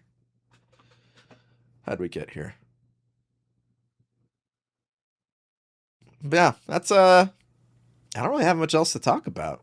I think that's it, guys. Oh yeah, but I did see someone on Twitter who was like, are you excited for Mandalorian Grogu? And one guy was like, no, he probably isn't. Why not? Why wouldn't I be? I like Mandalorian. I'll go see it. Dude, I like Solo. You're telling me that the biggest Solo a Star Wars story fan in the world is going to see the Mandalorian movie trailer and be like, stupid, dumb. I'm not going to watch that. Of course I'll watch it. I don't care that much. If it sucks, it sucks. If it's good, cool, it's good. But I'm not gonna say I'm not gonna watch it or I don't give a shit. I don't know. Come on. Give me a little bit of credit. I have a little bit of fun in my heart. I wish they'd come out with a better trailer. The trailer kind of sucks. I think trailers, I was thinking about making a video on it, but I don't really feel like making one. But I think movie trailers have gotten worse. You know? I think that the big stinger of your trailer being an ATST falling over, that's not a good stinger. That's stupid. That's a bad, final bada boom for the trailer to end on, you know? I think that you need to give me something more. And that is why I think Jar Jar is going to be in the Mandalorian movie. Watch. Listen to me. Listen. Hear me out. It's going to happen. Ahmed Best said recently that you're going to be seeing him again soon. Very soon. Think about it. What else could that refer to? There's no other fucking Star Wars shit doesn't even come out anymore. He wasn't going to be in Andor. That'd be crazy. That'd be psychotic. He'd have Jar Jar doing war crimes. You saying, people gonna die? Imagine him saying that in this show. Imagine Luthen and Jar Jar in the same scene. It's a beautiful idea. It's a beautiful thing that could happen. Because they exist at the same time. Somewhere in the galaxy, when Luthen is doing insane terrorist backstabbing, Jar Jar is eating a frog. And burping and farting. You some people gonna die? Misa. Someone said Misa mind a sunless place.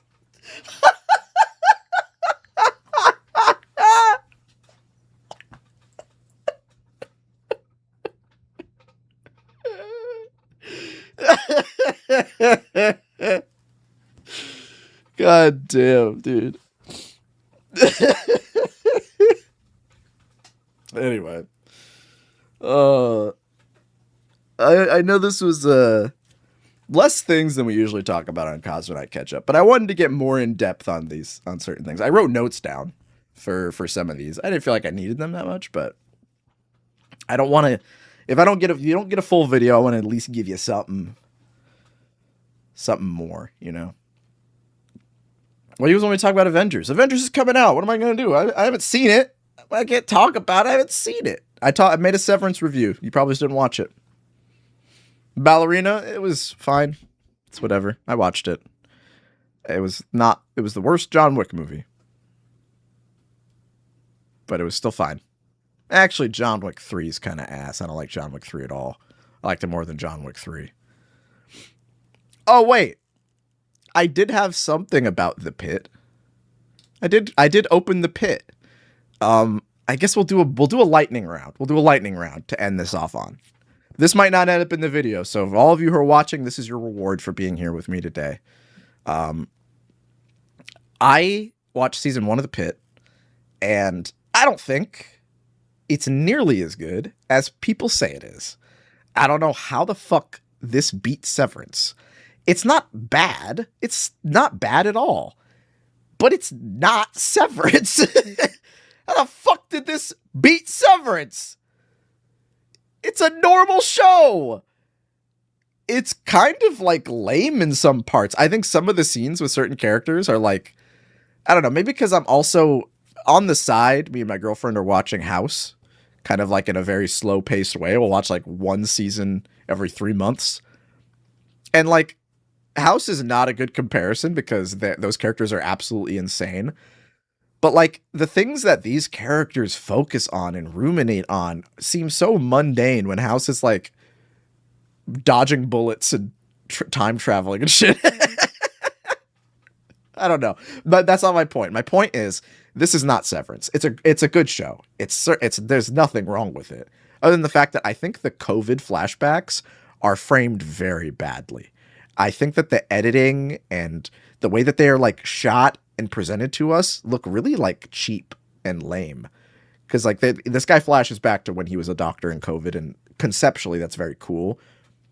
But it has like this weird like vignette over it that looks really cheap. And then like when it flashes, like it does the flashback, it looks dumb.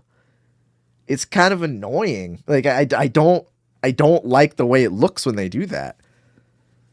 But like, the show's cool. The framing is cool. I like the idea that it's just one day. The whole season is one day at work at the hospital. And that's a cool idea. That's very cool. It's realistic. Like, my mom works at the hospital, and she has days like this too. She's like, shit just keeps fucking happening. So, like, I get it. It's kind of cool.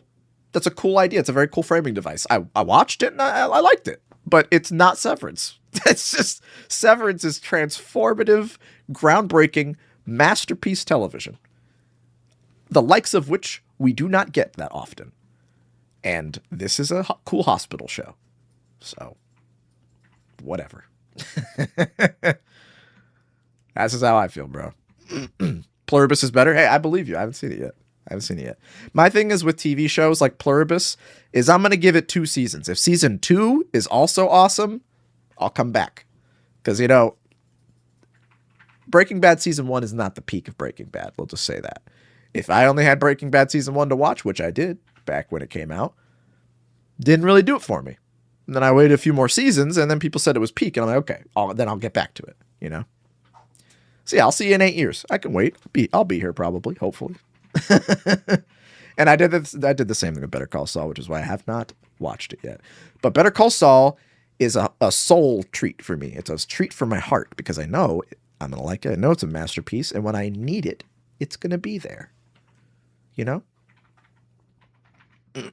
What else is in our lightning round? Oh yeah, I might as well just hit this real quick. No, this is for the extra epilogue of the epilogue. All the people who want to go home, you can go home.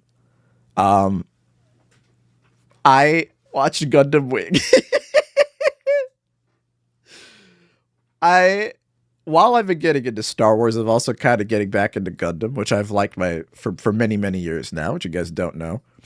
I never watched Gundam Wing. I've only watched the Universal Century stuff, but I was like, okay, I'm a 90s kid. I know Gundam Wing exists. I know it's out there and it looks cool because as a 90s boy, this aesthetic is cool to me. You know, the 90s anime aesthetic, right? And then I watched it because this is the most popular Gundam series in America, period. The most Gundam kits are sold from this series. So I was like, okay, it has to be kind of good, right? This show fucking sucks. This show is ass. Everybody in this show is a fucking idiot. Everybody's trying to kill themselves all the time, which is really funny. It is very silly, but it's annoying. Every character is a moron, except for one guy. Duo is the sickest dude ever, and he should have been the main character. I can't stand Hero. This guy's the most irritating. I'm trying to find Duo. Where's Duo? There he is. This guy. He should have been the main character. He should have been the main character. He's the only character with a fucking soul. Unfortunately, we have Troa, who's just Hero again. They even look the same. They're the same guy, except he lives in the circus. If you haven't seen the show, you just have to take my word for some of this stuff. Catra is fine. Catra is also fine. I don't mind Catra, but he's just like, he doesn't really do that much. He goes crazy because he pilots the Gundam that makes you evil. Wu Fei makes no goddamn sense. This character is absurd. His rationale simply doesn't exist for anything that he does. His motivation is that he likes to fight and he hates weaklings. That's a very anime thing, right? In his mind, weaklings are really just women and people who don't like fighting. So he's just an insane psychopathic misogynist. Which is kind of funny. But I'm not engaged in the character or his plight. But the main thing that really got me with this show, other than the fact that all the characters keep wanting to kill themselves, because like they give up immediately. If any of these guys are met with opposition, they try to blow themselves up in their Gundams without a second thought. And then when they do it, the Gundam A doesn't blow up and they don't die. The self-destruct mechanism just doesn't work that well. On top of there's one big issue there's two big issues I have. The first one is that the whole crux of this plot is that these characters are trying to stop war by doing war. And that might sound stupid, but that is a very normal thing in the Gundam universe, is to stop war by doing war.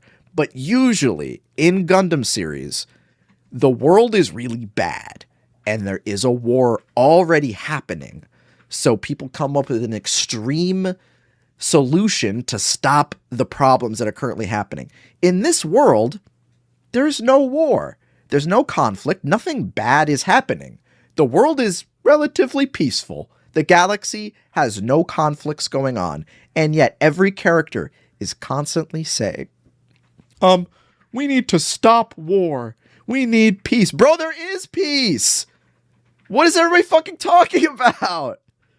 The second thing that I didn't like is that there are no villains until people pilot the Gundam that turns you evil. In this series, that exactly what I said. There is a Gundam that if you get in it and you pilot it, it fucks with your brain and it turns you evil. Now, I'm not even saying the show needed villains. A show doesn't need a villain, especially a Gundam series where there's a lot of ambiguous characters. Morally, you don't need a bad guy. But in the last quarter of this series, one of the antagonists pilots the Gundam that turns you evil, and he becomes evil. I can't. That's really all I can say. I'm not. You have to take. If you haven't seen the show, you have to take my word for it. If you have seen the show, you know I'm right, and that's very odd. Yeah, there are two Gundams that make you evil. There's Wing Zero and there's Epion. And Epion is the coolest mobile suit. I'm gonna build a master grade of it soon, hopefully. But that's beside the point. The show's dumb as fuck. I almost made a video on it, but I don't have much more to say. You guys heard everything I have to say, and most people don't give a fuck about this show. So why would I? Gundam Wing, worse than you remember? Most people agree that it's not that good. The robots just look cool, you know. There is the best scene in all of anime. See, it's on most replayed. Everybody knows this scene. Where's the, there we go. We've all seen it. Even if you haven't seen this show, you've probably seen this. This is why I watched it. It's an invitation to my birthday tomorrow. I hope you'll be able to make it to the party.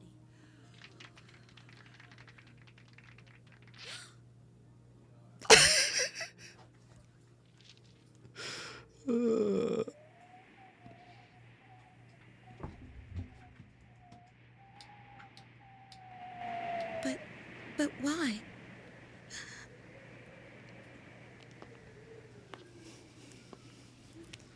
I'll kill you.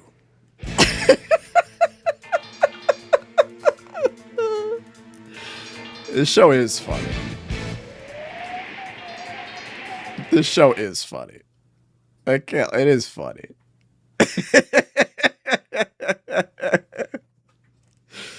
That is one of the better scenes in the anime, and it's in the first episode. So, yeah. I need you guys to go ahead, watch this show. It's all on YouTube too. Apparently, I have it fucking right here on Gundam Channel International. Watch the whole show so that you have an opinion on the show. So when I do make Gundam Wing worse than you remember, you can pay attention. Because I'm not making the video until 90% of you have seen it and have an opinion on it. I didn't watch the rehearsal season 2. I wasn't mentally prepared to watch the rehearsal season 2. I think I need to be in a good mindset to watch Nathan Fielder content, and I wasn't. I wasn't ready for it. I haven't finished. I didn't watch the last Mission Impossible, but I kind of want to. If I do Mission Impossible, I might want to do all the Mission Impossible movies. That might be a good end of the year video for this year. Who knows? I still don't have an idea for end of the year. A lot of people wanted Godzilla, but I can't do that. I can't do that. I thought about it too. I considered what it would take to do Godzilla. I don't think it's possible. It would be the only video I make all year. There's 30 movies. I think it's more than 30. There's 40 movies. I can't do that. It's not possible. 48. Someone says 48. Someone says 39. That's the other thing. Some Godzilla projects, what do I consider for the list? There's too many. There's too many. I can't. It would drive me fucking crazy. It would actually drive me insane. They're not even good. There's 3 good ones. Out of all of those, there's not, and most of them are ass. I can't do it. It would drive me fucking nuts. So, try and think of something else. Anyway. That's all. I can't talk. I can't bring up. If I didn't bring up what you wanted me to bring up, I'm sorry. I can't hit it all. It's impossible. It's impossible. Oh, wait, there's one more thing. One more thing. This is just a little bonus, but the Evo Awards are gonna be soon. Evo Awards are the fighting game awards, right? But my best friend Bree Doof, she does all the makeup for me in my videos. She turned me into a zombie for Resident Evil. She made me bald. Anytime I have to look different, Bree does it. So vote for her cosplay at the Evo Awards. Go here. Evo Awards, evo.gg/awards. Go there. I'll type in the link. Vote for her for best cosplay, please. evo.gg/awards. Go there. Vote for her. I told her I'd give her a little boost there. Just do that for me, and you're free to go. Anyway. Yeah, I didn't watch Ahsoka. Actually, last thing. While I was doing my Star Wars viewing, I did start Ahsoka. And then I realized it is secretly the final season of Rebels, and I turned it off immediately. I saw that fucking mural. I saw that mural of the Rebels characters in the first episode of Ahsoka, and I turned it off. I was like, nah, you're not tricking me. You're not fucking getting me. No. Because that's how I stopped liking Star Wars again. Okay? That's how you get me to hate Star Wars again. You tricked me into watching that shit. I saw Sabine driving a fucking motorcycle with like fucking the Star Wars version of Bad Reputation playing, and I was like, no, you're not gonna get me. No. I'm too smart for that. No, you're not tricking me into doing that. I'm not watching that shit. People said that I somehow called that she's going to be force sensitive. I don't even remember saying that, but I am a genius after all, so it's not surprising. 8 years ago, I said they'll make Sabine force sensitive. That's nuts, bro. That's so weird, bro. I couldn't do it.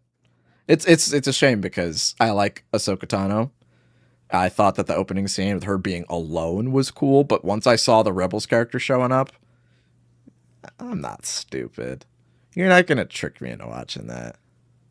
No way.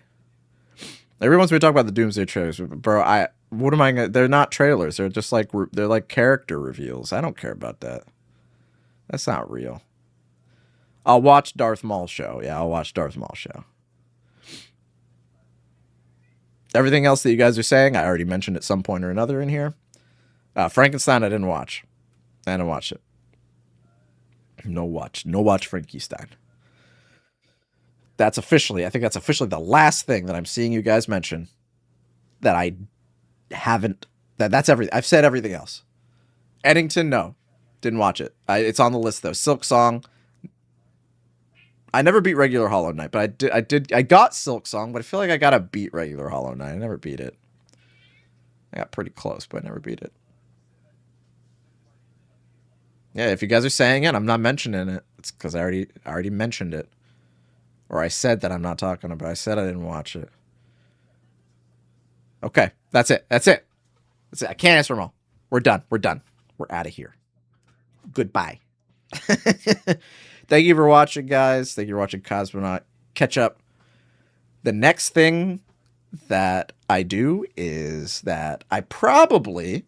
Well, we are going to stream Resident Evil 9 at the end of the month. That's going to happen. But before that, maybe next week or the week after. Let me check my calendar. Yeah, maybe probably next weekend. In a week from now, I might stream reviewing my old reviews 2. Because we haven't done that in a long time. It's actually been quite a few years. So I think what we'll do is we'll review... We'll go over my old review scores because I'm thinking about a few. There's already a few that I want to rectify. So we're going to do that probably next week, and I'll edit that down. And we'll put that up as well. So 2 videos this month because this one's getting edited down to post on Monday probably. So that's it. I'm done. I got to go drink some water. I've been yapping for 3 hours. So... I hope you guys didn't hate my opinions this much or too much this year. Hope you guys enjoyed it.